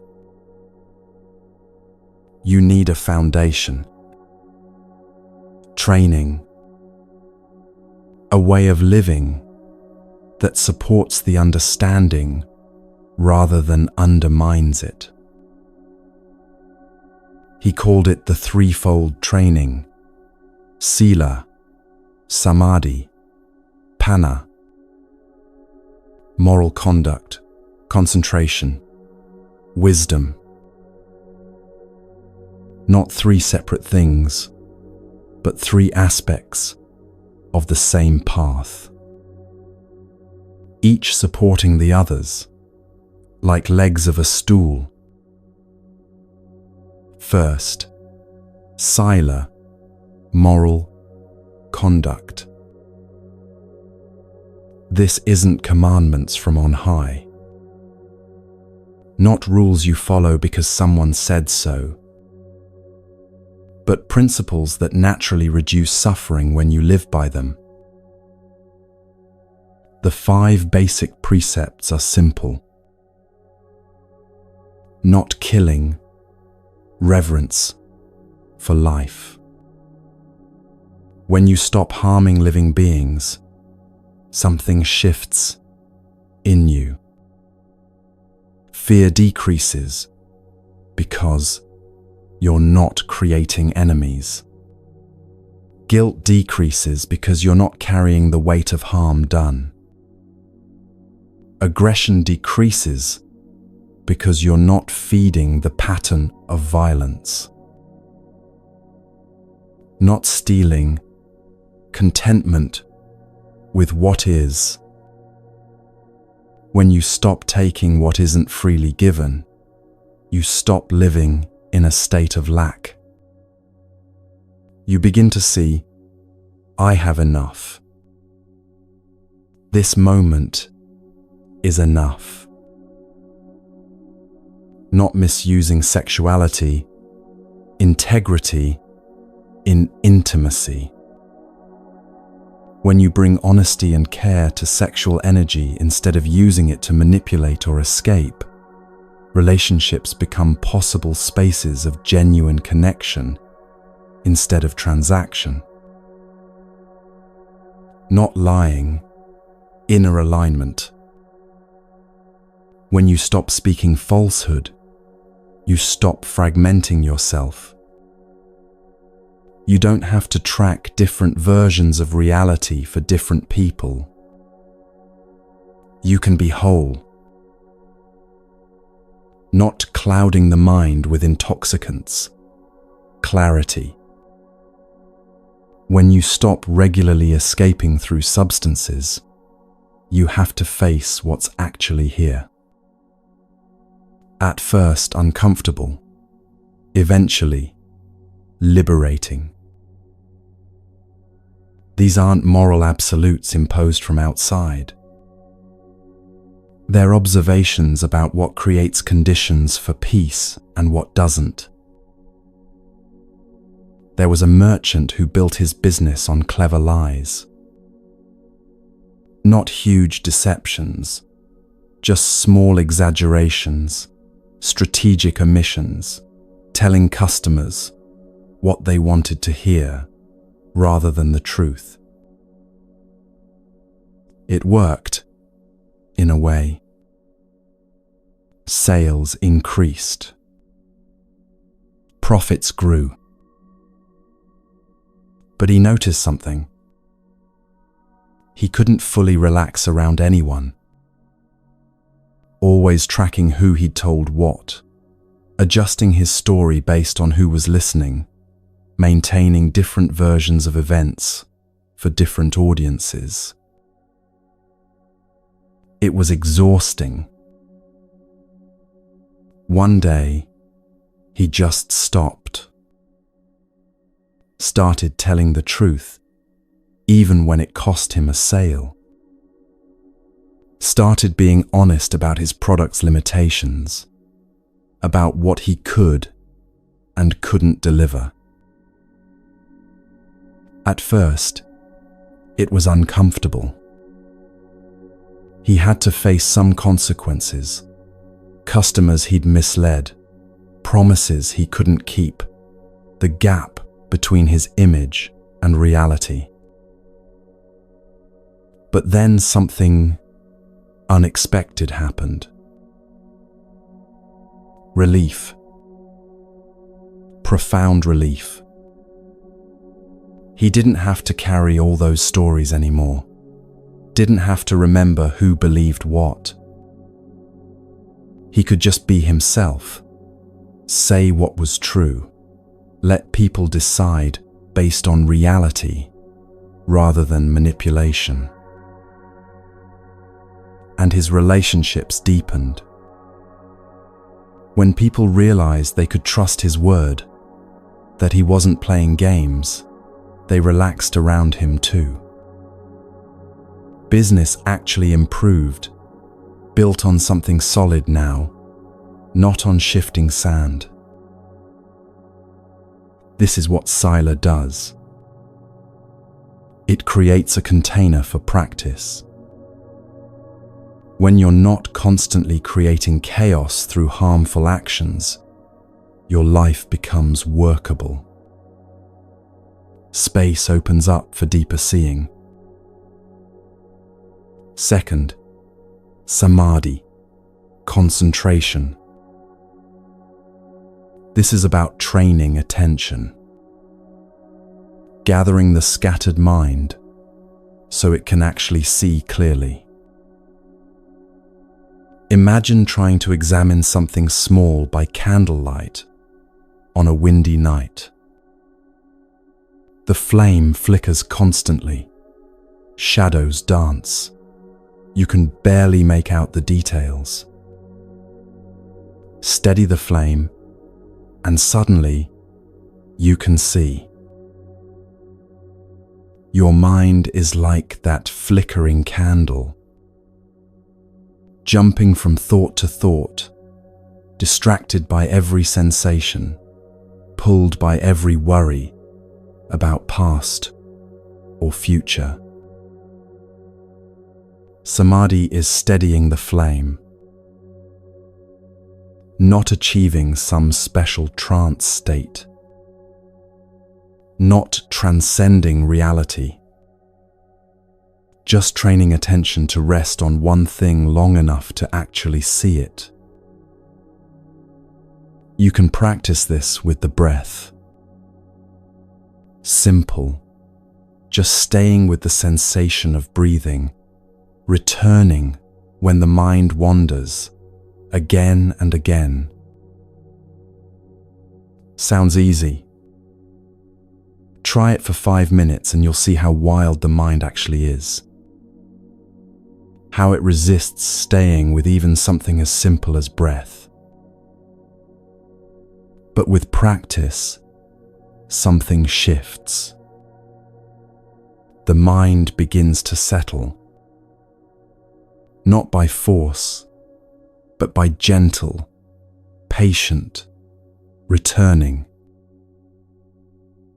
And when the mind settles, you can see things you couldn't see when it was scattered. You can see how thoughts arise and pass. You can see the space between thoughts. You can see patterns of craving and aversion that were invisible when you were lost in them. This isn't union with some cosmic absolute. It's just a gathered, stable attention that can now do the work of wisdom. And third, panna, wisdom. This can't be figured out intellectually. You can read every book, memorize every teaching, understand all the concepts perfectly, and still not have wisdom. Because wisdom isn't information. It's direct seeing. Seeing impermanence not as a concept, but as the lived reality of this moment changing. Seeing suffering not as a theory, but as what actually happens when you grasp at what can't be held. Seeing non-self not as a philosophy, but as the actual absence of a solid, separate self when you look carefully. There was a meditator who thought he understood impermanence. He'd read the texts, studied the commentaries, could explain it eloquently to anyone who asked. All conditioned things are impermanent, he'd say. Nothing lasts, everything changes. He understood it perfectly. Then he went on a 10-day retreat. Just sitting, watching his breath, paying attention to his actual experience moment by moment for 10 days straight. On the 5th day, something shifted. He was watching his breath, the sensation of air at the nostrils, the slight coolness on the inhale, the warmth on the exhale. And he suddenly felt, in his body, what he'd only understood in his head. Nothing holds still. Not for even a moment.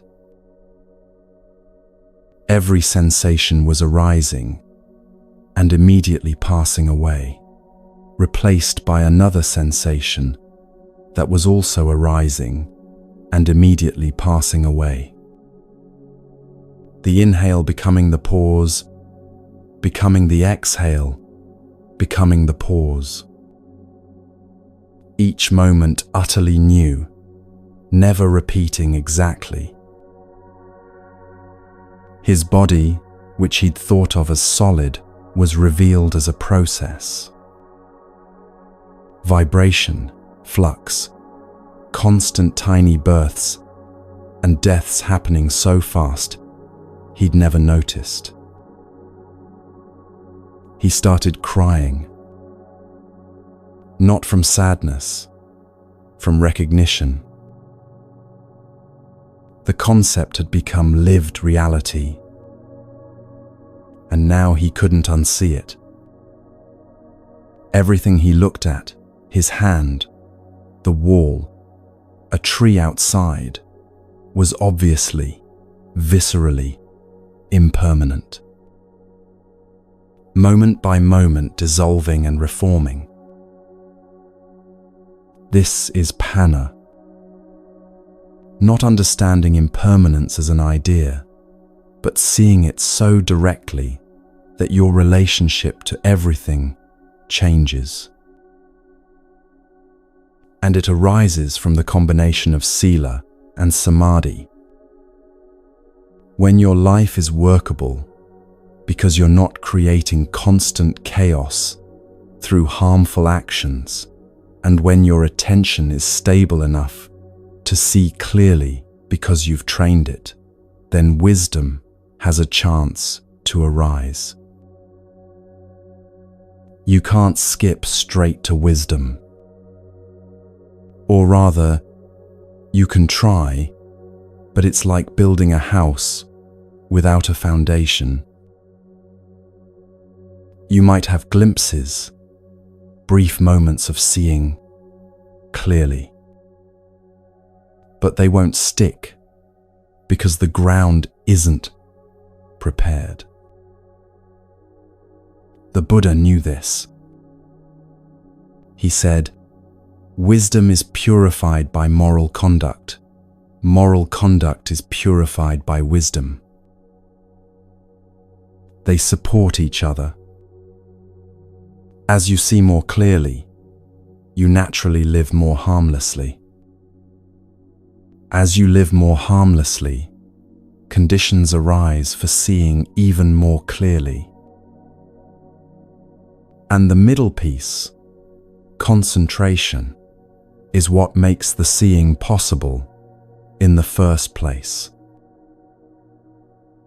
This is gradual training, not instant enlightenment, not a sudden leap to some permanent state of awakening. Just patient, gentle cultivation of these three aspects: moral conduct, concentration, wisdom. Day by day, moment by moment. The Buddha trained for years before his awakening. And after his awakening, he still lived by these same three trainings until his death. Because the peace doesn't come from arriving somewhere. It comes from walking the path itself.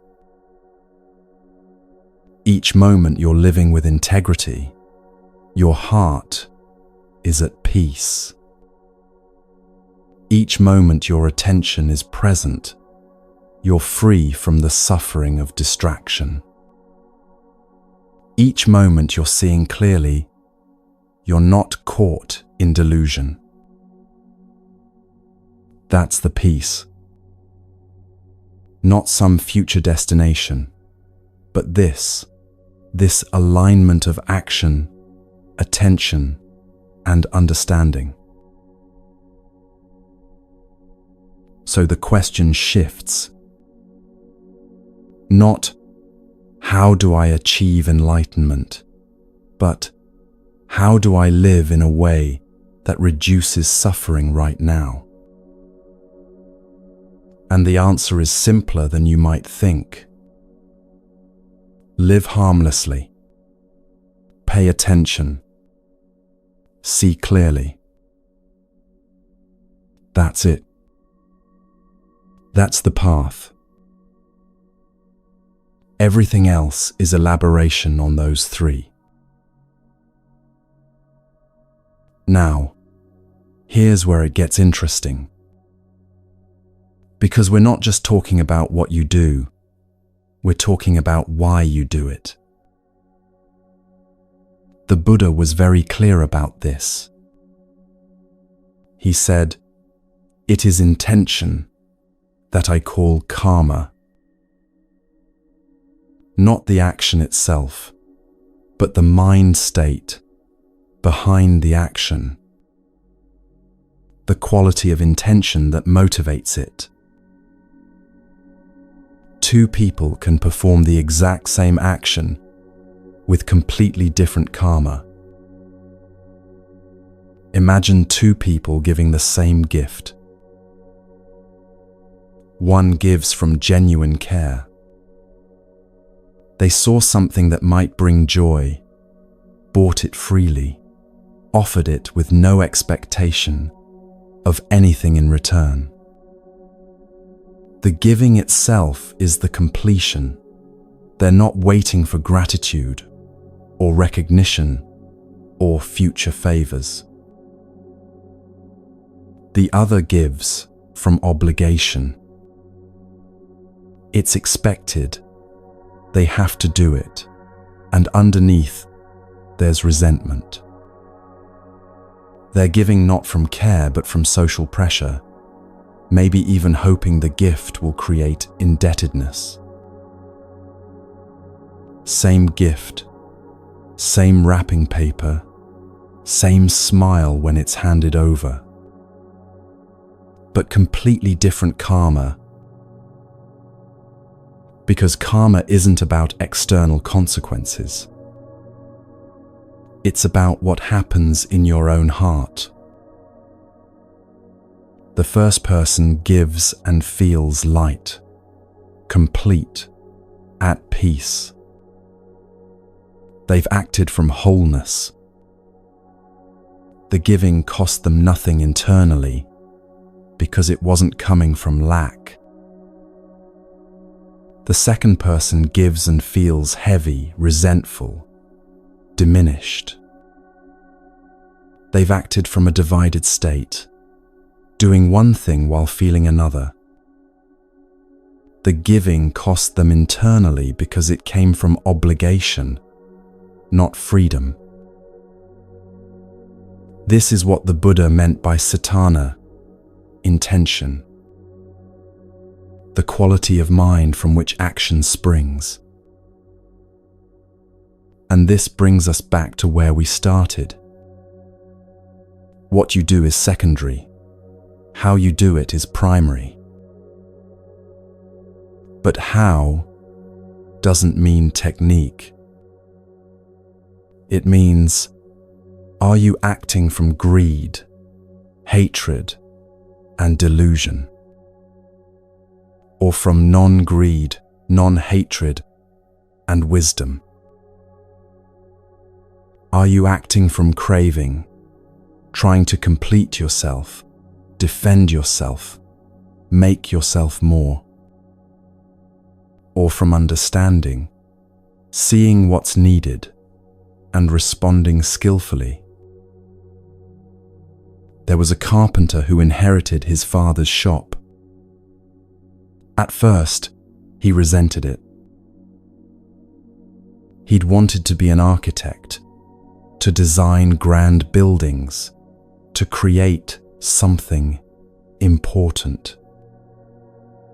Instead, here he was making simple furniture, chairs, tables, cabinets. Ordinary stuff. For years he worked with resentment. Each project felt beneath him. He was capable of more, he thought. This was just survival, not creation. But circumstances kept him there.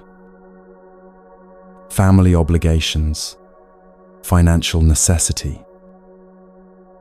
So he kept working, kept building furniture, kept feeling that his life was somehow less than it should be.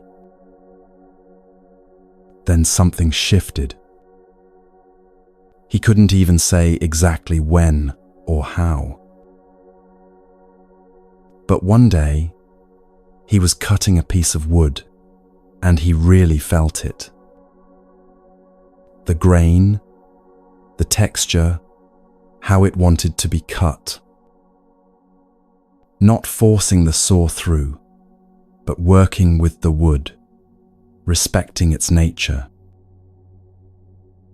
He started bringing full attention to each joint, each measurement, each stroke of sandpaper. Not rushing to finish, not thinking about the next project.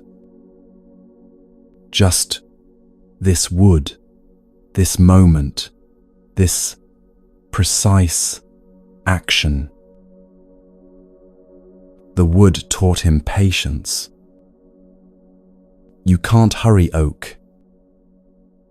It splits if you force it, reveals its beauty if you respect it.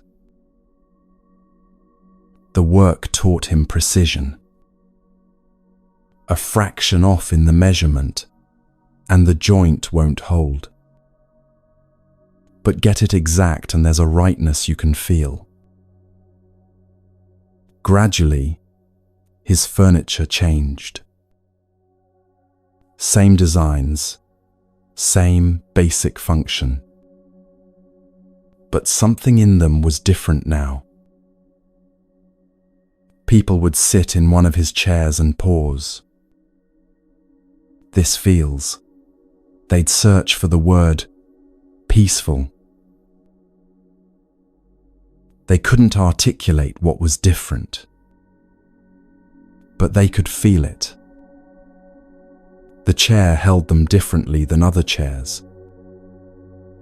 Something in the quality of its making had carried through into the quality of its being. One customer said, "When I sit in your chair, I feel like I can finally rest." The carpenter had infused his practice into his craft. Not intentionally, not as a technique. Just by bringing full presence to each moment of making. His work had become meditation, or meditation had become his work. They weren't separate anymore. This is right intention, samma sankappa. The Buddha described 3 aspects of it.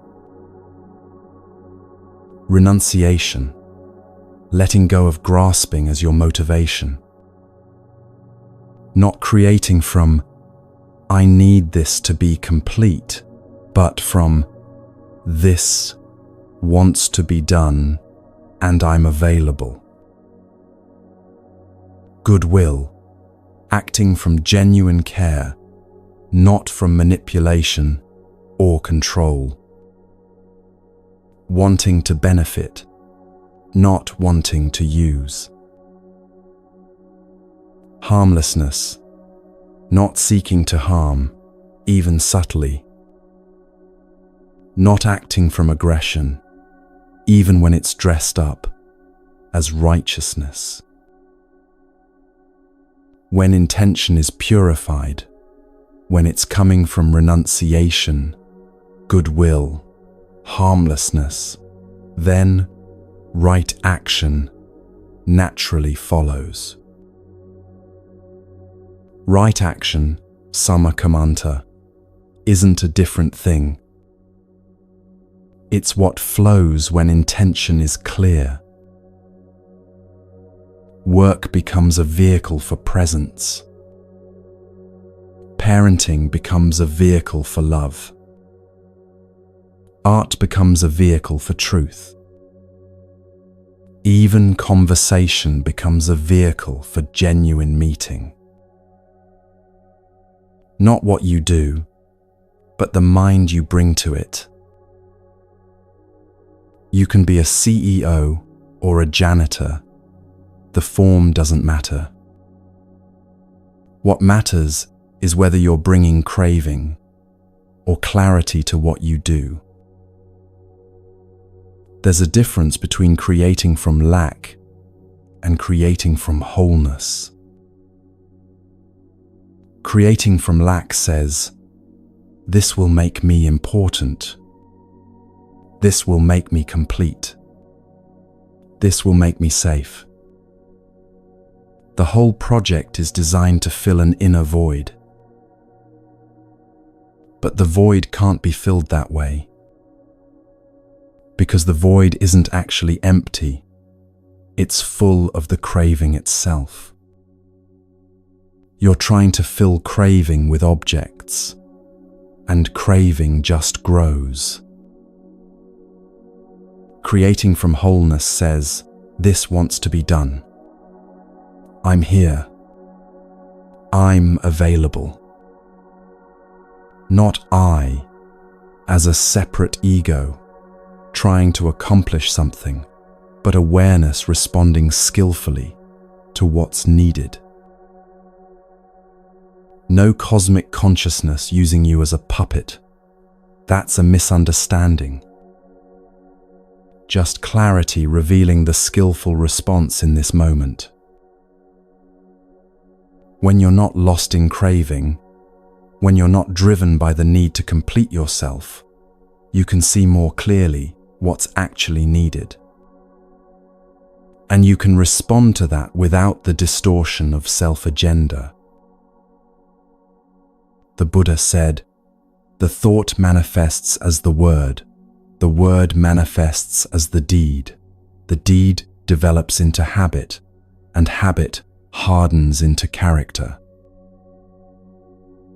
It starts with intention, the quality of thought, the mind state you're operating from. That shapes your words. Words coming from craving sound different than words coming from care, even if they say the same thing.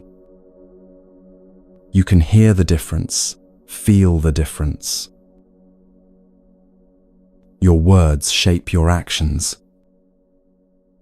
Actions repeated become habits. Habits solidify into what you call your character, your personality, who you think you are. So it all traces back to intention. The quality of mind in this moment, which means freedom is available in this moment. Not after you've changed your whole life, not after you've achieved some perfect state. Right now, with the next thought, the next word, the next action.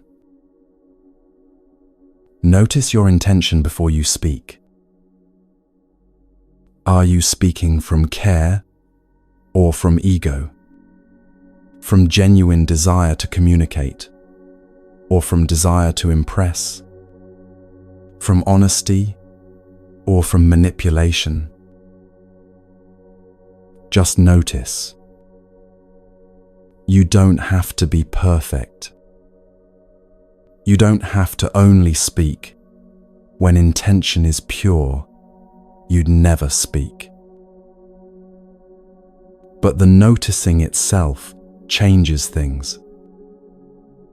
Because when you see the intention clearly, you have a choice.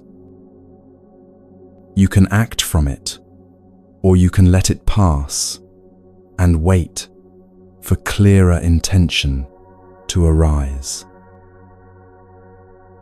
Notice your intention before you act. Why are you doing this? What's the mind state underneath? Are you trying to prove something, get something, avoid something? Or is this action coming from a place of genuine response to what's needed? That noticing, that simple awareness of intention, it changes everything. Not all at once, not dramatically, but gradually, like water shaping stone, the quality of your life shifts. Because you're no longer unconsciously driven by craving and aversion. You're beginning to see the patterns, the conditioning, the automatic reactions. And in the seeing, in the clear recognition of what's actually happening, freedom begins.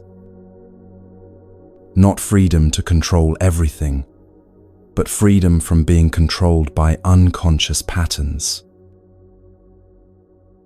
This is the path.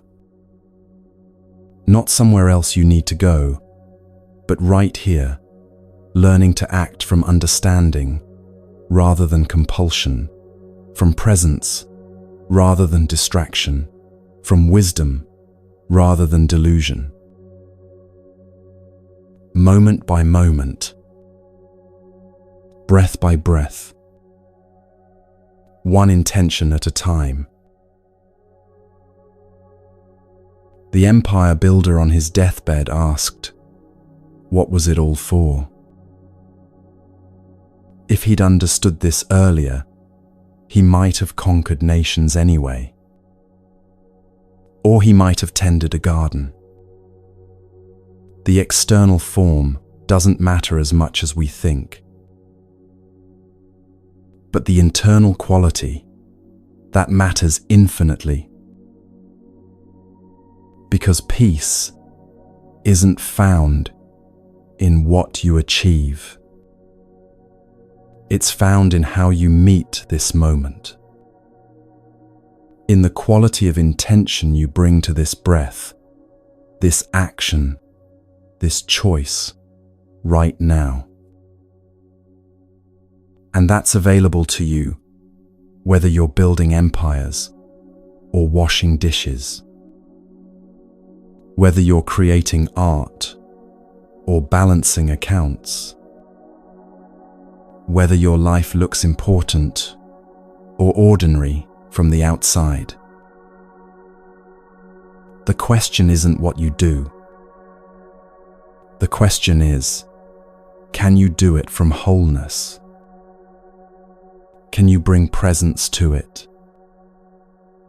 Can you act from understanding rather than from the desperate need to complete yourself?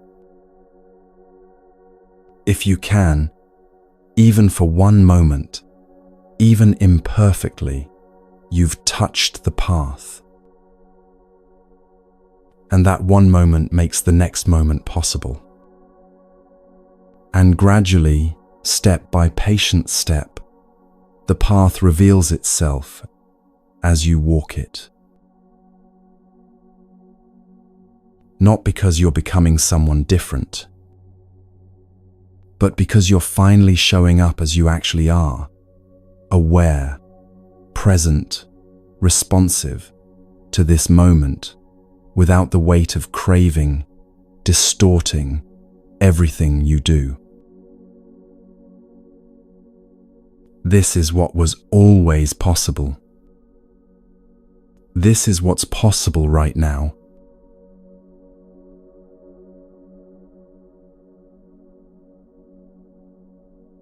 There was a potter who spent months creating a series of bowls. Each one shaped carefully, glazed with precision, infused with her full attention.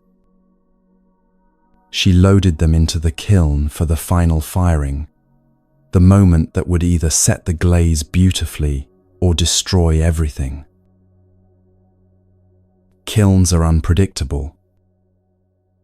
Temperature spikes, oxygen levels, 100 variables she couldn't control. She'd lost entire batches before to kiln accidents. Her assistant kept checking, anxious. What if they crack?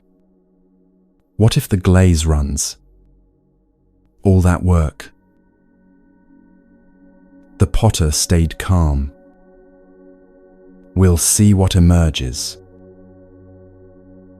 When the kiln cooled and they opened it, 3 bowls were perfect. 2 had cracked beyond repair. 1 had developed an unexpected pattern in the glaze, a flaw that somehow made it more beautiful than anything she'd planned.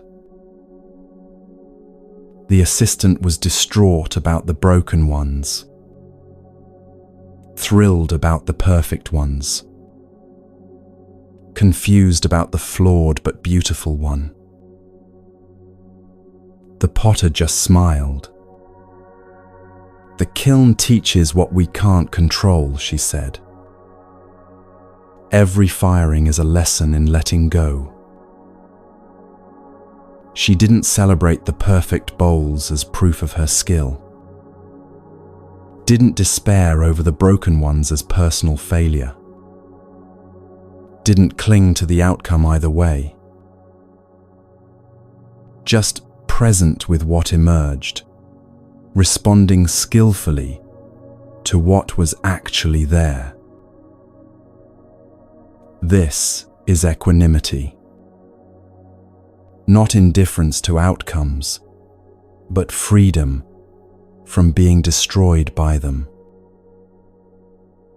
When obstacles appear in your path, and they will, there are two ways to meet them. The old pattern goes like this: resistance, complaint, this shouldn't be happening. Anger at the obstacle, at whoever created it, at the universe for allowing it. Collapse into victimhood or rage. All that energy goes into fighting what is, and fighting what is never works. What is? Your resistance doesn't change it. It just adds suffering on top of the situation. Equanimity meets obstacles differently. This is happening. What's the wise response? Not, why is this happening to me? Not, this is unfair. Not, someone's going to pay for this. Just clear seeing. These conditions have arisen.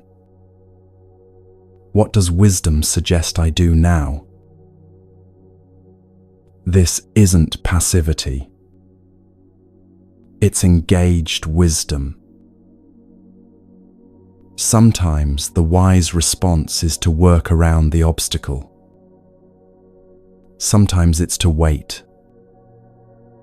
Sometimes it's to change direction entirely. Sometimes it's to push through with sustained effort. But you can only see the wise response when you're not collapsed into reactivity. The Buddha described 4 aspects of right effort: sama, vayama, and they apply beautifully to meeting obstacles. First, prevent unwholesome states from arising. When the obstacle appears, don't let your mind immediately spiral into catastrophe. Don't tell yourself disaster stories about what this means. Catch the catastrophizing before it takes hold. Second, abandon unwholesome states that have arisen. If you've already started complaining, blaming, collapsing, notice it and let it go. Release the story. Come back to what's actually here. Third, arouse wholesome states. Invite curiosity instead of complaint. Invite patience instead of urgency. What can I learn from this? What's actually needed here? Fourth, maintain wholesome states. When you find presence, when you find patience, protect it. Keep coming back to it as conditions try to pull you back into reactivity. Let's make this concrete. Say you're working on a project, something important to you, something you've invested time and energy into, and it gets blocked. Funding falls through, or a key person quits, or circumstances shift, and suddenly the whole thing is in jeopardy. First reaction might be anger. This is wrong. This shouldn't have happened. Who's responsible? How could they do this? Blame starts looking for a target. The system, the person who made the decision, fate itself. And you can feel it in your body. The heat, the tension, the adrenaline of fight mode. But then, pause. Just pause. Take a breath. Feel your feet on the ground. Return to presence. Not by forcing anything, just by stopping the momentum of reactivity for a moment. And from that pause, look clearly. What's actually here? What's really needed?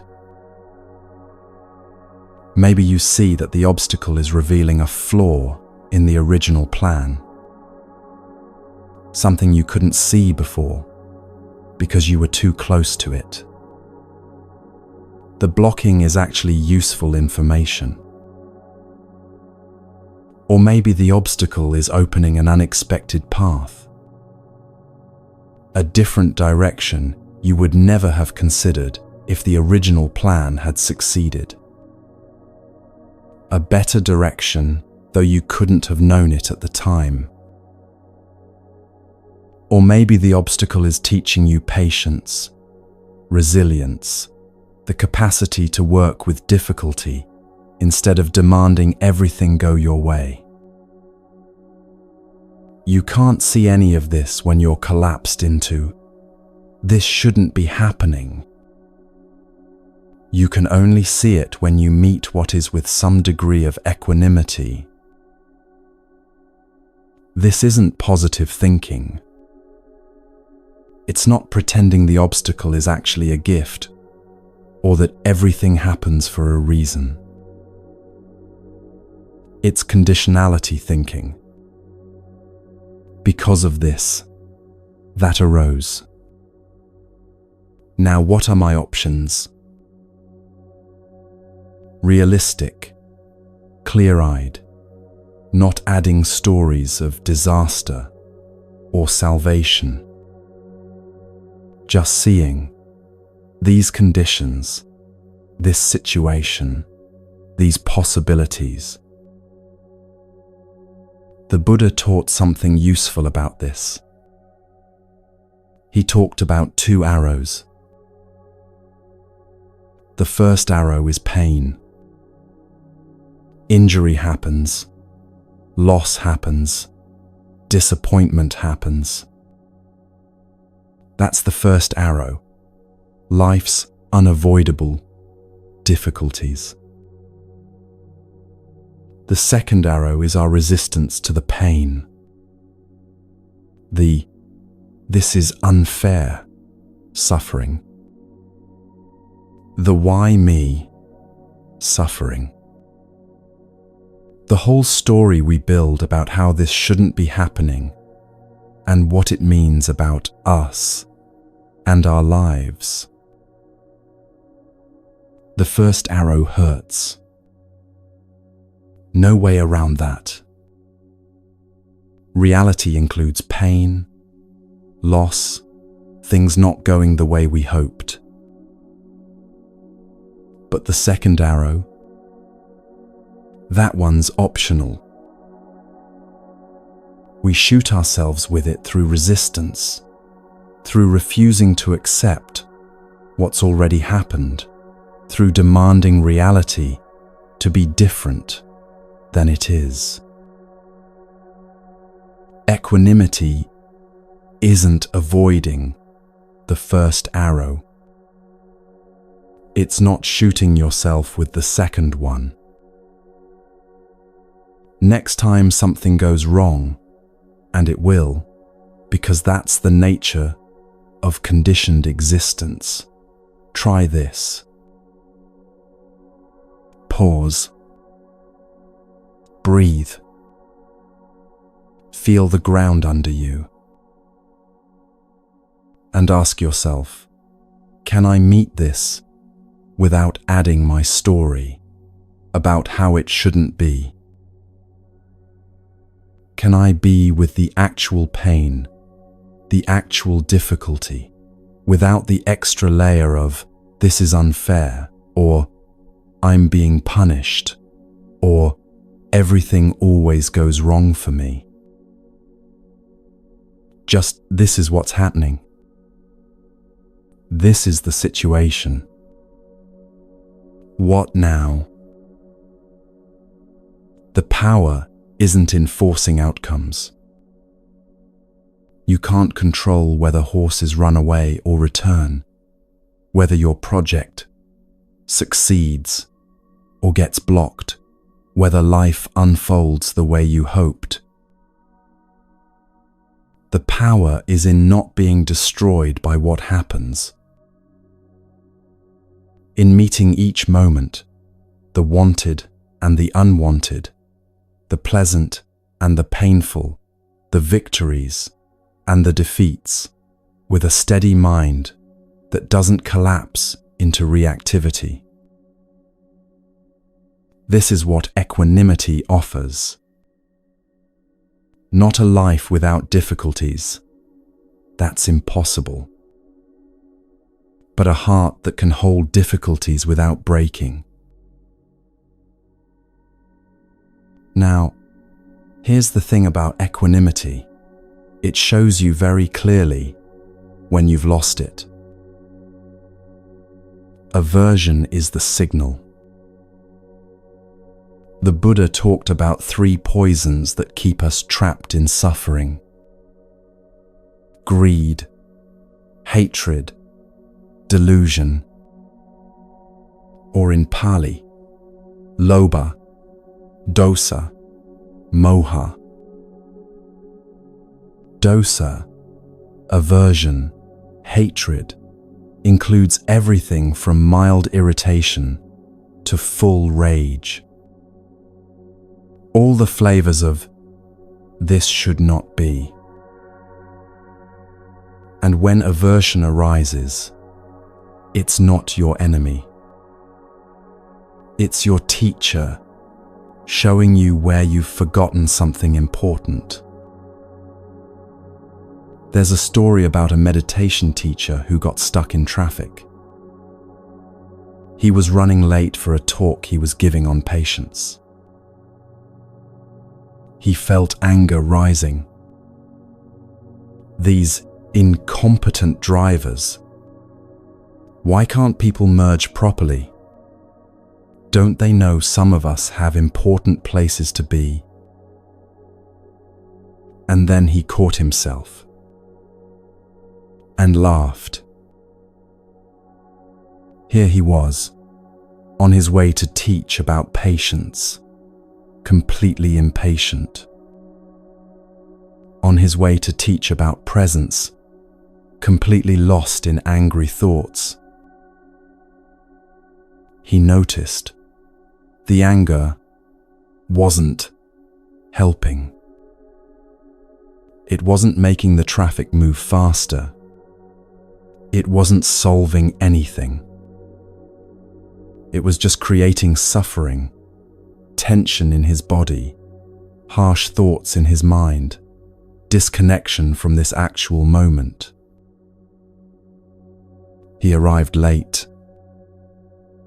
Started his talk by saying, "I just learned something about patience in traffic. Let me tell you what anger teaches when you're willing to listen to it." The anger had been a bell of mindfulness, a signal that he'd drifted from presence into reactivity. This is how aversion functions when you understand it. Not as a problem to eliminate, but as information. I am never upset for the reason I think. This line comes from a different teaching tradition, but it translates beautifully into Buddhist understanding. The surface reason you're upset: he disrespected me. She broke her promise. They're so frustrating. The Wi-Fi is too slow. The weather is wrong. But the deeper cause? You've forgotten something. You've forgotten anatta, that there's no solid, separate self being disrespected. You've forgotten anicca, that everything changes, including promises and circumstances. You've lost mindfulness.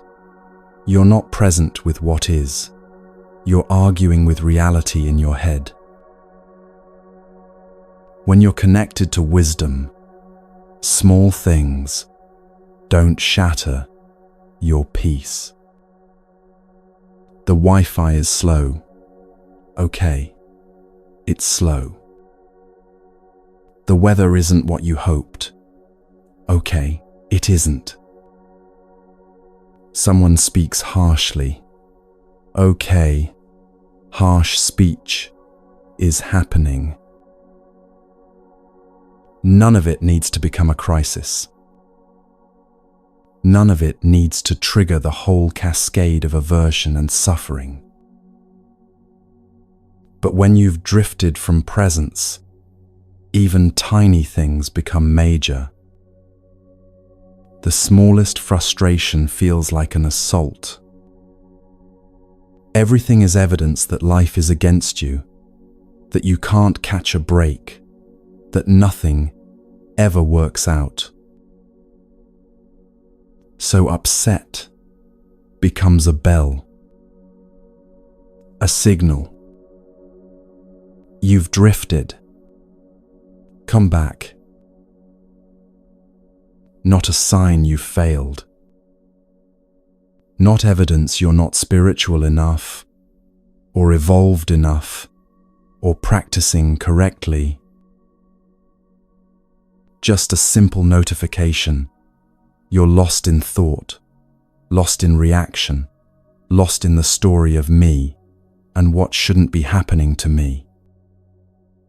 Time to return. The practice is simple. When aversion arises, note it. Aversion is here. Not I am angry, as if you and the anger are the same thing. Just anger is present. And then watch it. With some curiosity, some space around it. Watch it arise. There's the trigger, there's the unpleasant sensation, there's the thought, this shouldn't be. There's the heat in the chest, the tightness in the jaw. Watch it peak. The anger builds. Thoughts accelerate. Maybe you speak sharply or slam something down. Watch it fade, because it will.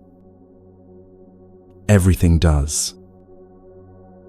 Anicca applies to anger too. Give it a few minutes without feeding it with more thoughts, and it naturally subsides. This is radically different from I am angry. When you identify with the anger, you become it. It runs you, speaks through you, makes decisions for you. But when you watch it as a process arising and passing, you're free. Free to feel it without becoming it. Free to let it move through without causing harm. Why are we upset so much of the day? Look closely at your actual experience. Traffic is slow, irritation, Wi-Fi lags, frustration. Someone's tone is sharp, offense. The weather is wrong, disappointment. Your body aches, resentment, countless small aversions throughout the day. Each one a moment where you're arguing with reality. Each one optional suffering. Reality doesn't care if you approve of it. Traffic moves at the speed it moves. Weather does what weather does. Bodies age and ache. People speak however they speak. Your aversion doesn't change any of it. It just adds suffering on top of the situation. And listen, you're not broken if you get upset. You're human, with human conditioning. We've all been trained to resist what's unpleasant, to fight against what we don't like, to believe our comfort is more important than reality's unfolding. The path isn't perfection. The path is the return. You get upset. You notice. You return to presence. You get upset again. You notice again. You return again. 10,000 times. 100,000 times. Each return is the practice. Each noticing is freedom beginning. The Buddha said something memorable about anger. He said, holding on to anger is like grasping a hot coal with the intent of throwing it at someone else. You are the one who gets burned. You think you're punishing them by staying angry. You think your aversion is protecting you, or teaching them a lesson, or maintaining your dignity. But who's suffering? Who's carrying the hot coal? Not them. You. The anger burns in your body, disturbs your sleep, narrows your perception, clouds your wisdom. And the person you're angry at might not even know, might not care, might have forgotten the whole incident. So today, just as an experiment, notice when aversion arises. You don't have to fix it. You don't have to make it go away. You don't have to be perfectly patient or loving or accepting. Just see it clearly. That's all. Just recognition. Oh, aversion is here. That's seeing. That's simple, clear recognition. That's freedom, beginning. Not freedom from ever feeling aversion again. Freedom from being enslaved by it, from letting it run your life, from burning yourself with coals you're trying to throw at others. Now, there's something subtle here that needs clarification. Because you might hear all this teaching about releasing craving, letting go of desire, not grasping, and think, so I should want nothing. No. That's a misunderstanding. The Buddha didn't teach desire nothing. He taught, discern between craving and wholesome desire. There's a Pali word, tanha, that gets translated as craving or thirst. This is desire rooted in illusion, in the belief that you're incomplete and need something external to complete you. It feels frantic, driven, desperate. I need this to be happy. I must have it, or I won't be okay. I have to become this, or I'm worthless. Tanha has 3 flavors the Buddha described. Sensual craving for pleasant sights, sounds, tastes, textures, experiences. The endless wanting of more, better, different. Craving for existence, the desire to become something, to be someone important, to secure your identity, to make yourself permanent. Craving for non-existence, the desire to escape, to not be, to annihilate discomfort, to make unpleasant things disappear. All 3 share this quality, desperation. All 3 are rooted in the belief that you're fundamentally lacking something. But there's another word, chanda, wholesome desire. The desire to practice. The desire to understand. The desire to reduce suffering in yourself and others. The desire to live with integrity, to act skillfully, to see clearly. This doesn't feel frantic. It feels calm, clear, aligned. The Buddha himself had this kind of desire. Desire to awaken, desire to teach, desire to help beings find freedom from suffering. Without that wholesome desire, he would have stayed under the tree, never shared the teaching. So the question isn't whether you desire. Desire arises naturally. The question is, what kind of desire is this? Let's make it concrete again.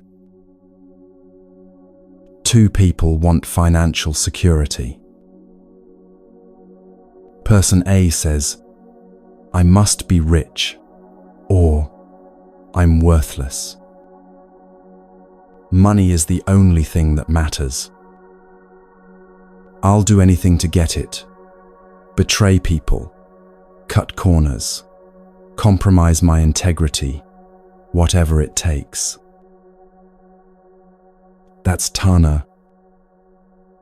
Craving rooted in the belief that money will complete him, that his worth depends on his wealth.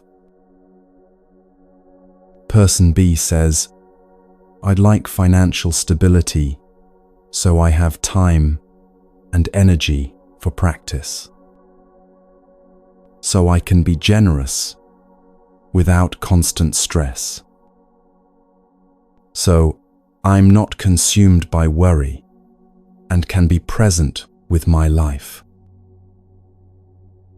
That's chanda, wholesome desire that supports practice and reduces suffering.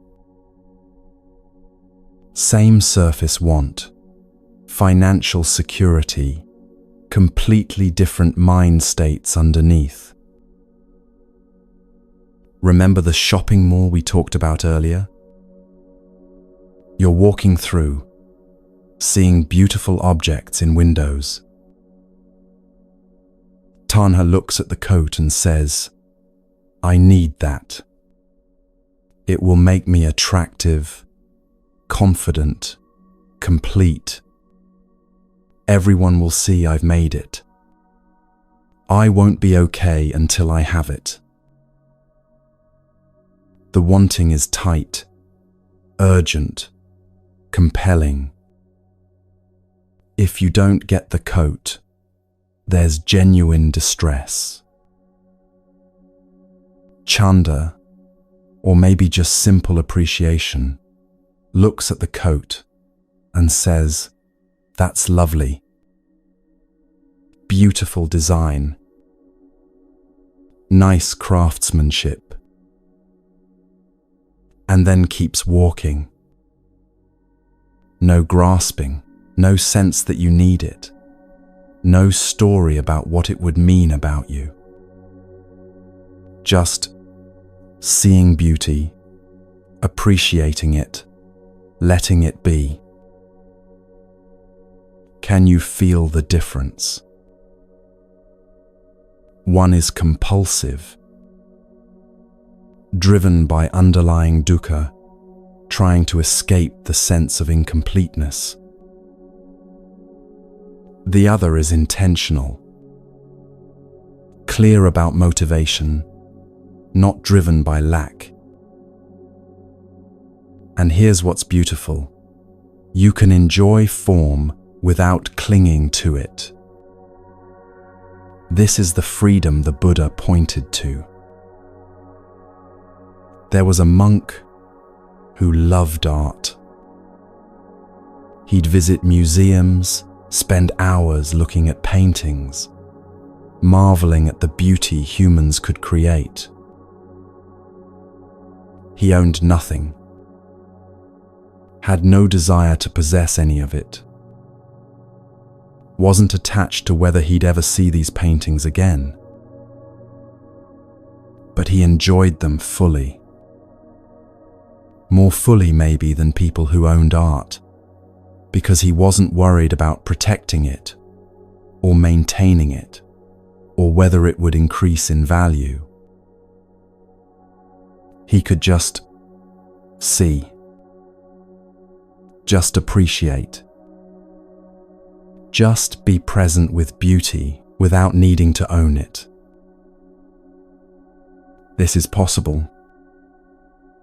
You can engage with life, enjoy pleasures, appreciate beauty, want things, all without the suffering of craving.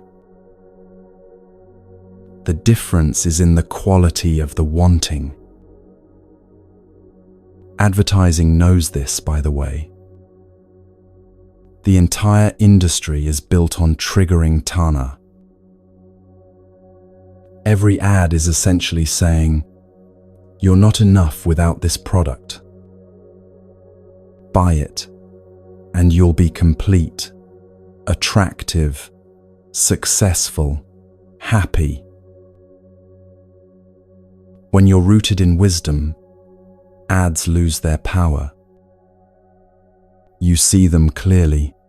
Oh, they're trying to create craving where none existed. How interesting. You're not fooled into thinking a car will make you free, or a watch will make you significant, or a soft drink will make you joyful. You see through the game. And from that seeing, you're free to choose. Do I actually need this, or am I being manipulated into wanting it? This is the Buddha's middle way applied to desire. Not ascetic self-denial, torturing yourself, rejecting all pleasure, living in grim renunciation. That's just another form of suffering. Not indulgent consumption, endlessly acquiring, always wanting more, believing happiness comes from accumulation. That's the suffering of craving. But a wise relationship with form, gratitude without grasping, enjoyment without clinging, appreciation without the desperate need to possess. You can eat a delicious meal and truly savor it without needing to eat that meal every day for the rest of your life. You can enjoy a beautiful sunset without needing to capture it, post it, prove you saw it. You can love someone deeply without needing to own them, control them, make them permanent. This is what freedom looks like. Not freedom from life, but freedom within life. So here's an invitation for you. Notice the flavor of your wanting. When desire arises, and it will, constantly, just pause for a moment and check. Does this feel desperate, driven, frantic? Or does it feel clear, calm, intentional? Are you wanting from a sense of lack, trying to complete yourself with this thing? Or wanting from wholeness, responding skillfully to actual needs? You don't have to judge yourself either way. Tanha will arise. You're human. You've been conditioned this way. The point isn't to eliminate all craving through force of will. The point is to see it clearly. To know, this is tanha arising. This is how it feels in the body. This is the thought pattern that accompanies it. And in that clear seeing, wisdom arises. Not because you're trying to be wise, but because seeing clearly is what wisdom is. You might still want the thing. You might even get the thing. But you won't be enslaved by the wanting. You won't believe your happiness depends on getting it. You won't be devastated if you don't. The wanting becomes lighter, more transparent, less solid. Just another phenomenon arising and passing in awareness, like everything else. And from that lightness, you can engage with life fully, wanting, creating, enjoying, experiencing all of it, without the suffering that comes from thinking any of it will finally complete you. Because you're already complete. You've always been complete. You just forgot for a while. And the practice, meeting obstacles with equanimity, noticing aversion as it arises, discerning between craving and wholesome desire, all of this is just remembering. Remembering what you actually are beneath all the wanting and resisting, all the grasping and pushing away. Just this. Just awareness. Just presence. Meeting each moment, the pleasant and the painful, the wanted and the unwanted, with a heart that's learning, slowly, patiently, to stay open. This is the practice. And it continues, breath by breath, moment by moment, for as long as this life lasts.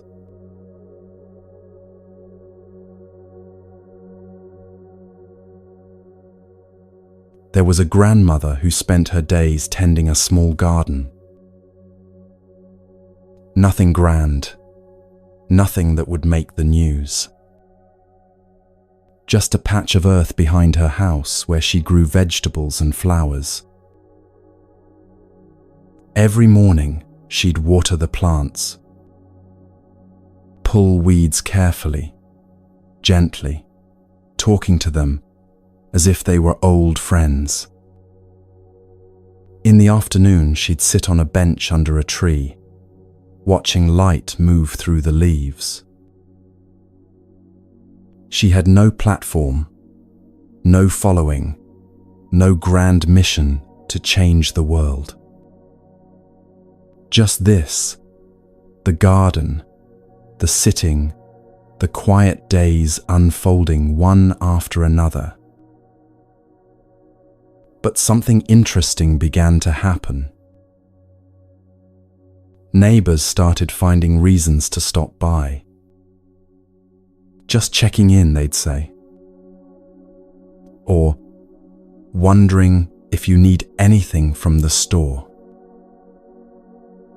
And they'd end up staying, sitting with her under the tree, not talking much, just being there. One neighbor said, "I don't know what it is about this place. When I'm here, everything that was so urgent suddenly doesn't feel so urgent anymore." Another said, "You have this way of listening that makes me feel like I'm not alone." The grandmother never tried to teach them anything, never spoke about practice or wisdom or how to live. She just tended her garden and sat under her tree, at peace with what is. And somehow, that peace was contagious. This is what happens when someone cultivates sila, moral conduct, and lives from it. The environment around them shifts. Not mystically, not magically, but practically, tangibly. When you're not creating chaos through harmful actions, when you're not spreading reactivity and complaint, when you're genuinely at peace, that affects everyone you encounter. The Buddha talked about 4 qualities that radiate naturally from practice. He called them the Brahma Viharas, the divine abodes. Metta, loving kindness. Not a feeling you force, but genuine goodwill that arises when you see clearly. When you understand that everyone is struggling with their own confusion, their own suffering, goodwill becomes natural. Karuna, compassion. Responding to suffering with care instead of aversion. When you're not so caught in your own reactivity, you have space to meet others' pain without being overwhelmed by it. Mudita, sympathetic joy. Delight in others' happiness, others' success. When you're not comparing constantly, not measuring yourself against everyone else, you can genuinely celebrate when good things happen to others. Upekkha, equanimity. That balanced, wise presence that doesn't get shaken by every change. Not indifference, but a steadiness that comes from seeing clearly how things arise and pass. These aren't practices you do separately from life. They're the natural fragrance of a heart that's being purified through practice. Like flowers don't try to smell good, it's just their nature. When these qualities are cultivated, they radiate. And they affect others. Your calm literally reduces others' anxiety.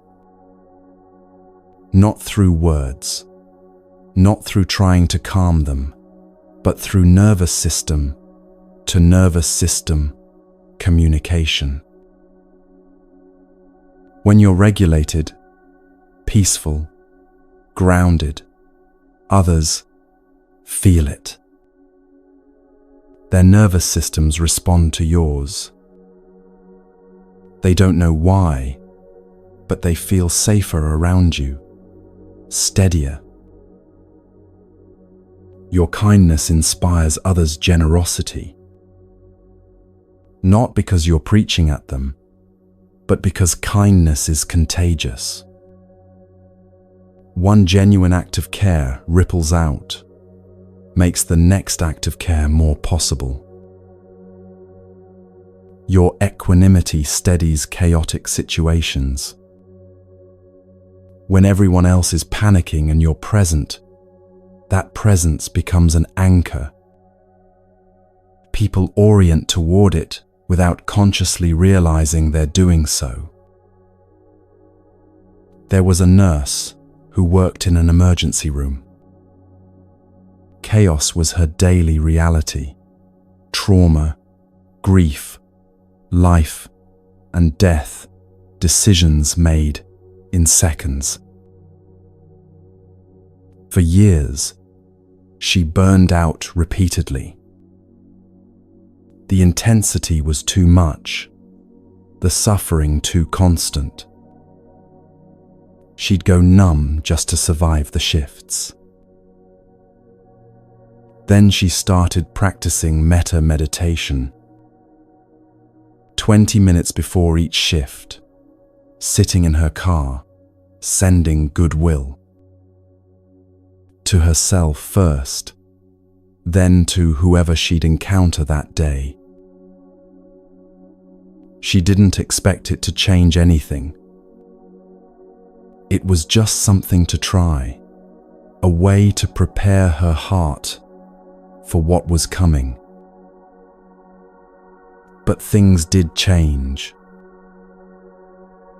Patients started saying things like, "When you're here, I feel safe."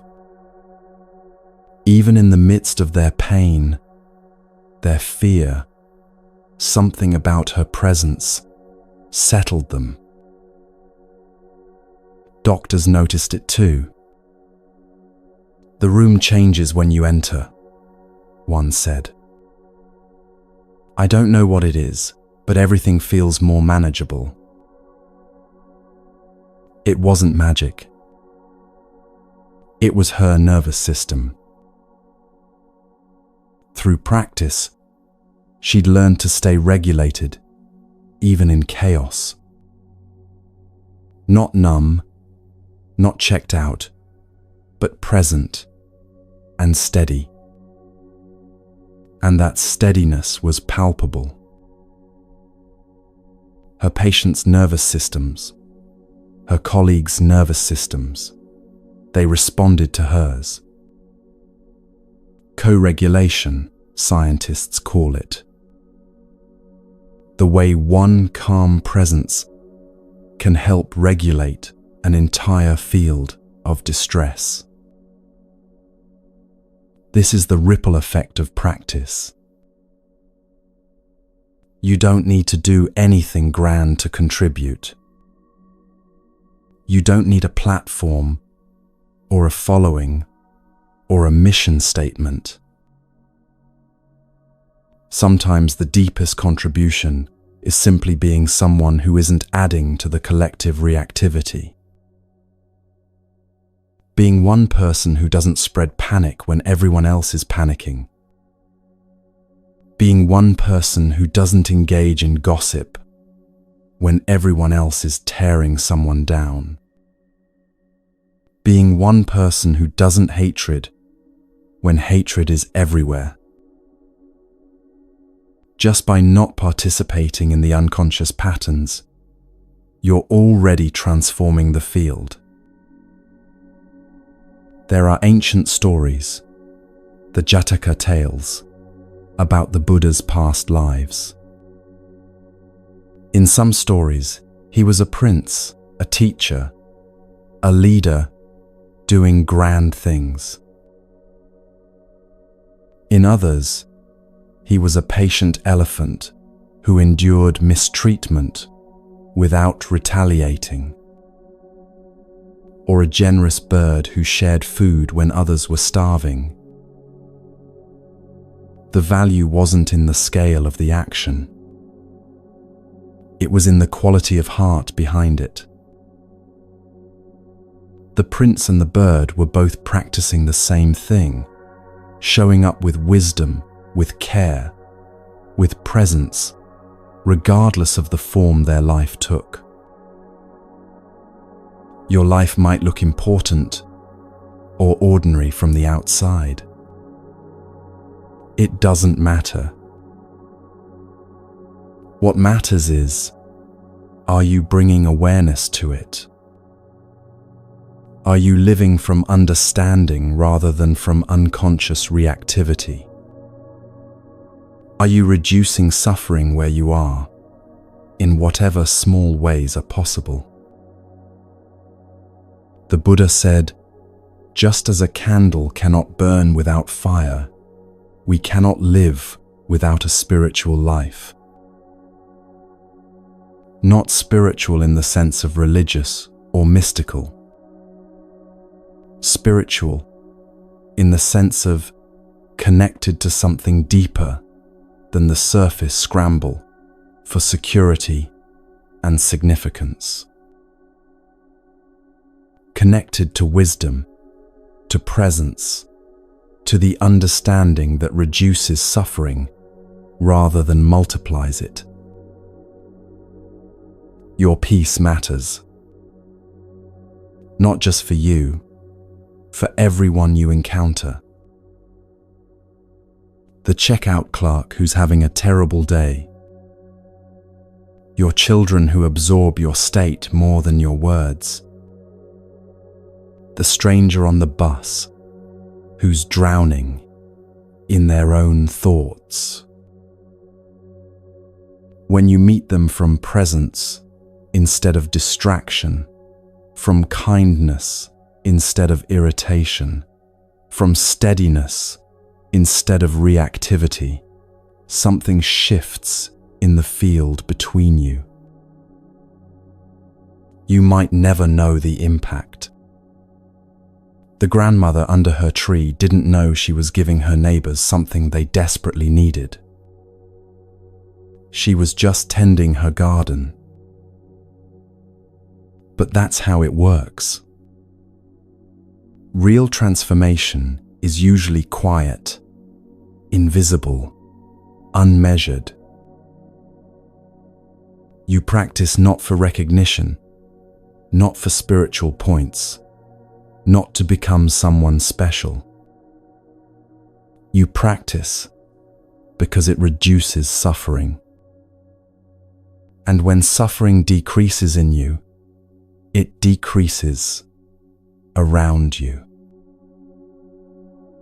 This is your offering, not something you have to figure out or create. Just this, your presence, your peace, your genuine care. Already enough, already complete, already transforming the world in ways you'll never fully see. Now, sometimes people practice for years and still feel lost about what they're supposed to do with their lives. What their work should be, what direction to take. And there's this pressure from society, from your own mind, to have it figured out, to have a plan, a purpose, a clear path forward. But wisdom doesn't work like that. There was a woman who left her corporate job. She'd climbed the ladder, checked all the boxes, achieved what she was supposed to achieve, and felt completely hollow. So she quit. Everyone asked, "What's next? What are you going to do?" She didn't know, and that not knowing terrified her. For 2 years, she just practiced. Sitting meditation every morning. Walking meditation through the park. Just being present with what is, without trying to figure anything out. People thought she was wasting time. "You need a plan," they said. "You can't just sit around waiting for inspiration." But she resisted the pressure because she knew, somewhere deeper than thought, that she couldn't think her way to clarity. She had to see her way there. And then one morning, after 2 years of this quiet practice, she woke up and simply knew. Not a voice from the heavens, not a burning bush or a sign from the universe, just clear knowing arising from within. I'm meant to work with dying patients. That. She'd never considered this before. Had no training in hospice care. But the knowing was unshakable. So she followed it. Got the training, started volunteering, eventually made it her work. And it was right. Not because some cosmic force was directing her, but because wisdom had ripened enough to see clearly what was needed. This is how Panna, wisdom, guides action. Not through cosmic messages or divine intervention. Through the clarity that develops when your life is aligned. When sila is established, when you're not creating constant chaos through harmful actions, your life becomes workable. Space opens up. When samadhi is developed, when your mind is stable enough to see clearly instead of constantly scattered, you can perceive things you couldn't see before. And then Panna arises, direct seeing of what's actually needed, not what ego wants, not what fear demands, but what wisdom reveals. It's not the universe using you. That's a misunderstanding that creates spiritual confusion. You are interconnected with everything. In that sense, you are the universe, not separate from it. But there's no separate cosmic agent puppeteering your actions. What happens is simpler. Conditions ripen, and action emerges naturally. Dependent origination, one thing leading to another, no separate doer required. Sometimes wisdom says, keep doing what you're doing, just with more presence. Not everyone is called to dramatic change. Not everyone needs to quit their job and find their true calling. Maybe you're an accountant and you'll stay an accountant. But now you bring mindfulness to the numbers.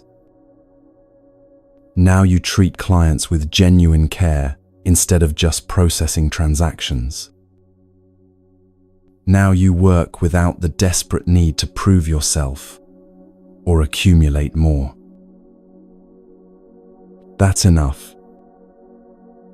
That's the transformation. The form of your life doesn't have to change for the quality of your life to transform completely.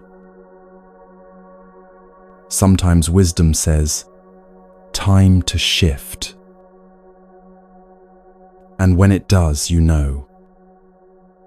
Clearly, without doubt.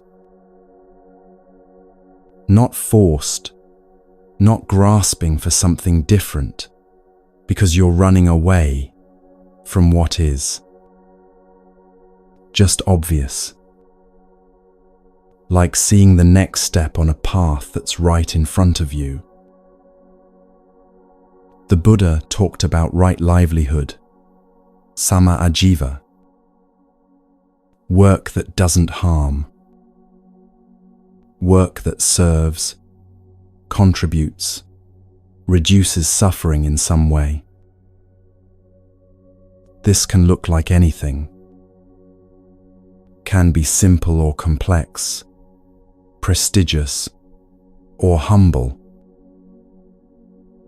A teacher shaping young minds, a janitor creating clean, safe spaces, an artist bringing beauty into the world, a nurse tending the sick, a parent raising children with awareness and care. None of these is inherently more valuable than the others. What matters is the intention behind the work, the quality of presence brought to it. The question shifts. Not, what do I want to manifest, which often comes from ego, from the need to create an impressive life that proves your worth. But what does wisdom reveal is needed, which comes from seeing clearly, from being available to respond skillfully to what's actually here. There was a businessman who built a successful financial empire. Money, recognition, power, he had it all. And felt hollow. He tried ignoring the feeling, tried filling it with more success, more acquisitions, more of everything he'd been chasing. Nothing worked. Then his mother was dying. He sat with her in the hospital, week after week, just sitting, being present with her fear, her pain, her gradual letting go. And in that space, something became clear. His gift wasn't building empires. His gift was this, being able to stay present with suffering without needing to fix it or run from it. After his mother died, he started volunteering at hospice. Eventually left the business world entirely. Spent his days sitting with dying patients, offering nothing but his presence. No impressive title, no recognition, no accumulation of wealth or status. And for the first time in his life, he felt fulfilled. Not because he'd achieved something, but because he'd finally stopped trying to achieve his way to completion. He'd found his place, just being available, being present, being with. So if you don't know what to do with your life, practice. Don't think harder about it. Don't force a decision. Don't panic about not having a clear plan. Just practice. Cultivate sila, samadhi, panna. Live harmlessly. Pay attention. See clearly. Clarity comes not from thinking harder, but from seeing clearer. And when the time is right, when conditions have ripened, you'll know. Not as a thought, not as a plan, but as a clear seeing. This is what's needed. This is what I'm here to offer. Now, there's one more trap to watch for. Subtle, easy to miss, but dangerous.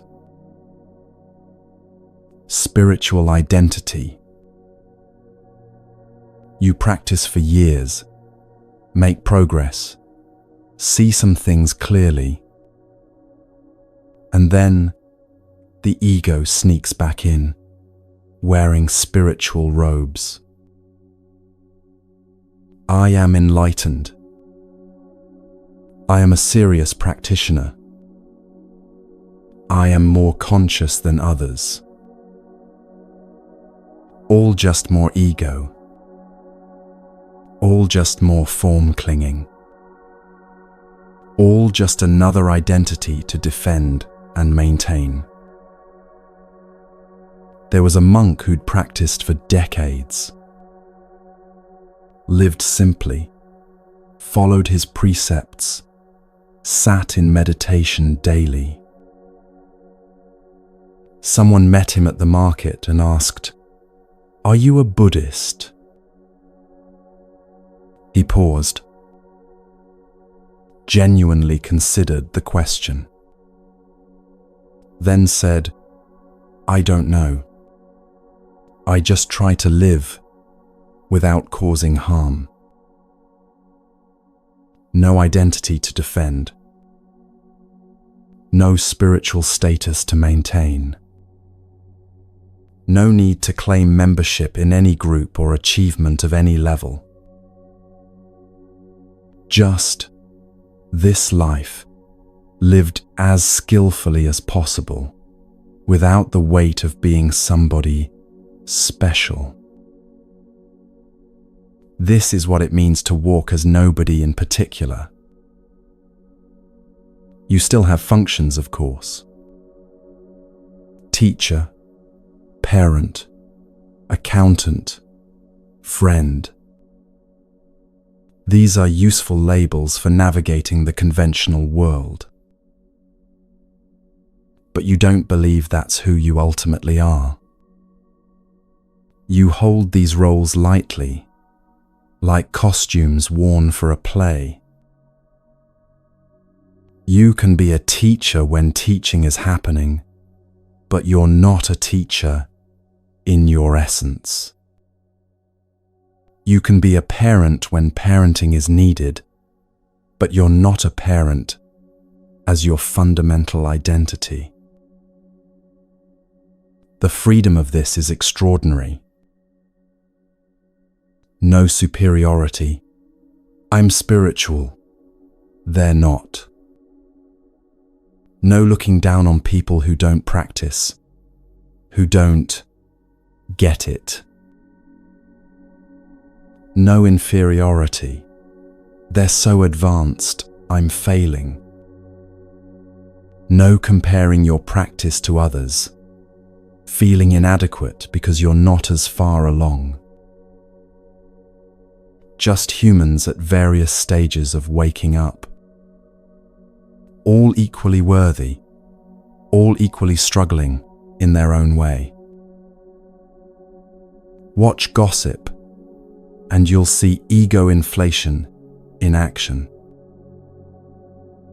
Every time you diminish another person, your ego feels a little bigger. Did you hear what she did? Terrible.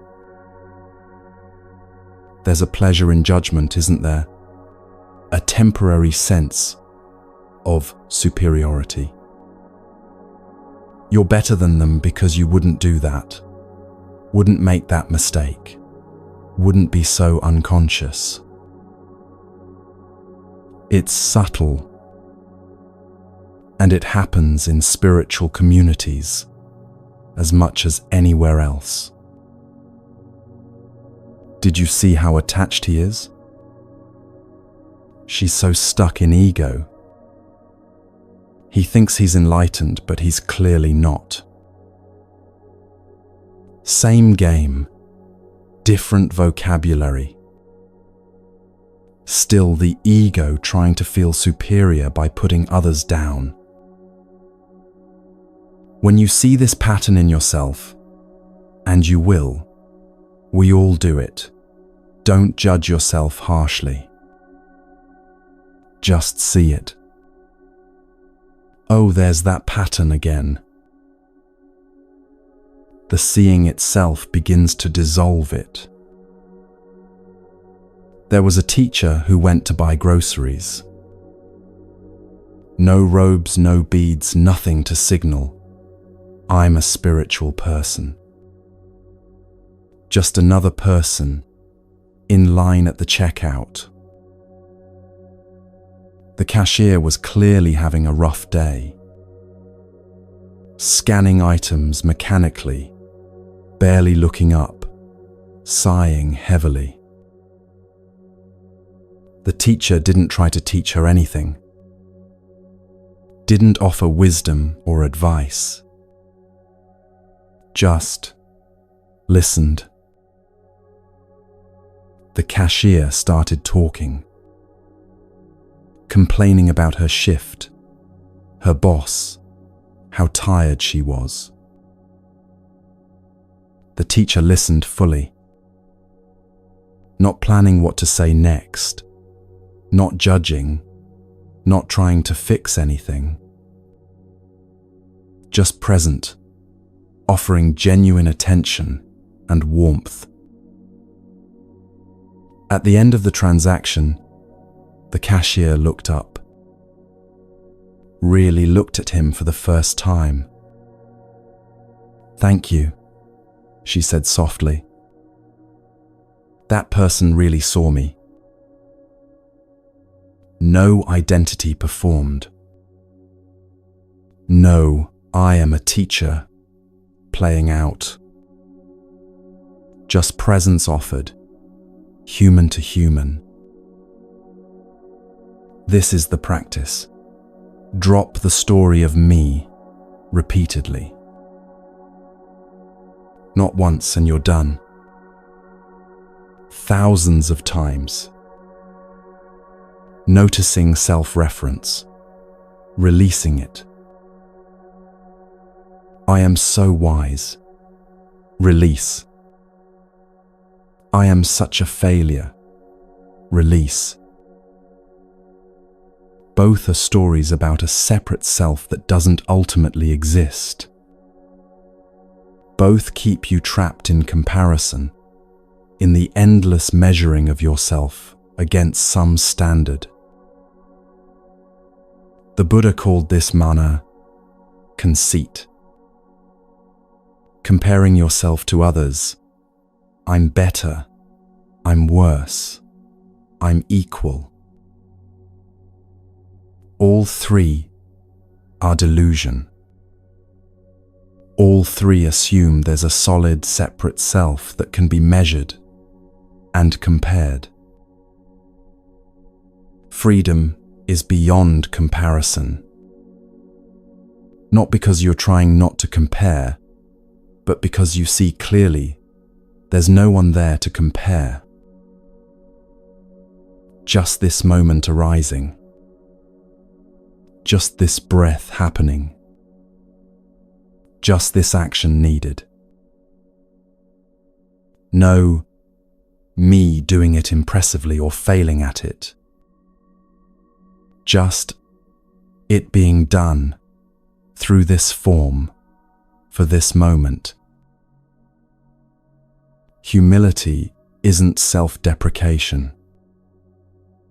It's not putting yourself down, making yourself small, pretending you're less than you are. Humility is the natural result of seeing through self.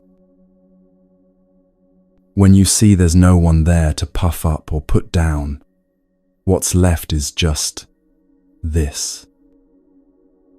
Simple, clear, without the drama of self-importance or self-hatred. Just this moment, this breath, this action that's needed now. No one claiming credit, no one defending against blame. So today, notice when you're performing your identity. Not to judge yourself, that's just more identity, more separation. Just to see, oh, I'm performing spiritual person right now. Oh, I'm performing successful professional. Oh, I'm performing struggling victim. The seeing itself loosens the grip. And underneath all the performance, underneath all the identities you've worn and defended and updated over the years, what's there? Just this awareness. Just this presence. Just this moment, free of the weight of being somebody. So simple. So light. So completely sufficient. The grandmother tending her garden never thought she was transforming the world. She was just watering plants, pulling weeds, sitting under a tree. The nurse didn't know her presence was healing people as much as her medical skills. She was just showing up, doing her job, staying as present as possible.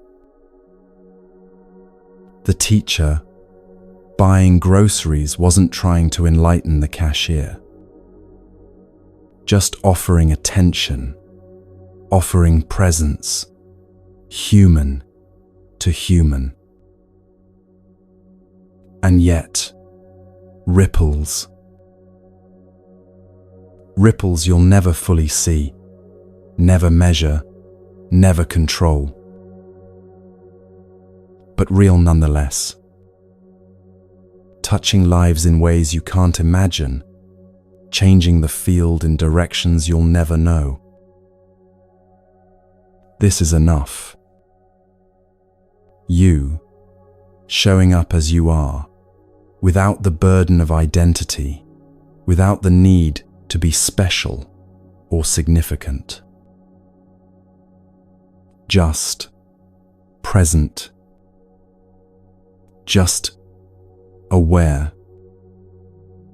Just here, offering what naturally flows through a heart that's learning to stay open. That's all that's ever been asked. That's all that's ever been needed.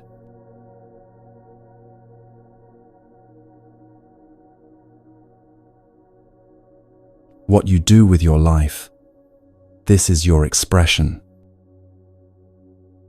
The form it takes, grand or humble, visible or hidden. But how you do it, this is your path. The quality of heart you bring to each moment. The intention behind each word, each action. This is where liberation lives. Your life, exactly as it is, is enough. The work you do, the people you love, the ordinary moments that fill your days, all of it becomes practice when you bring presence to it. Not everyone is called to build empires or teach thousands. Some tend gardens. Some raise children. Some simply show up with kindness in small, unmeasured ways. All equally valid when done with wisdom. The Buddha's final words were simple. Work out your liberation with diligence. Not frantically, not desperately, but with steady, patient effort. You'll forget and return, forget and return.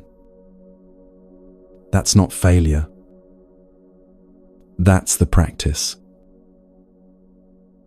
Each moment you remember to be present, you're free. Each moment you act from understanding rather than compulsion, peace is here. This recording will remain a quiet refuge you can return to whenever needed. May you walk gently through your days. May you meet each moment with clear eyes and open heart. May you know the peace that doesn't depend on anything being different than it is. It's here. It's always been here. Just this.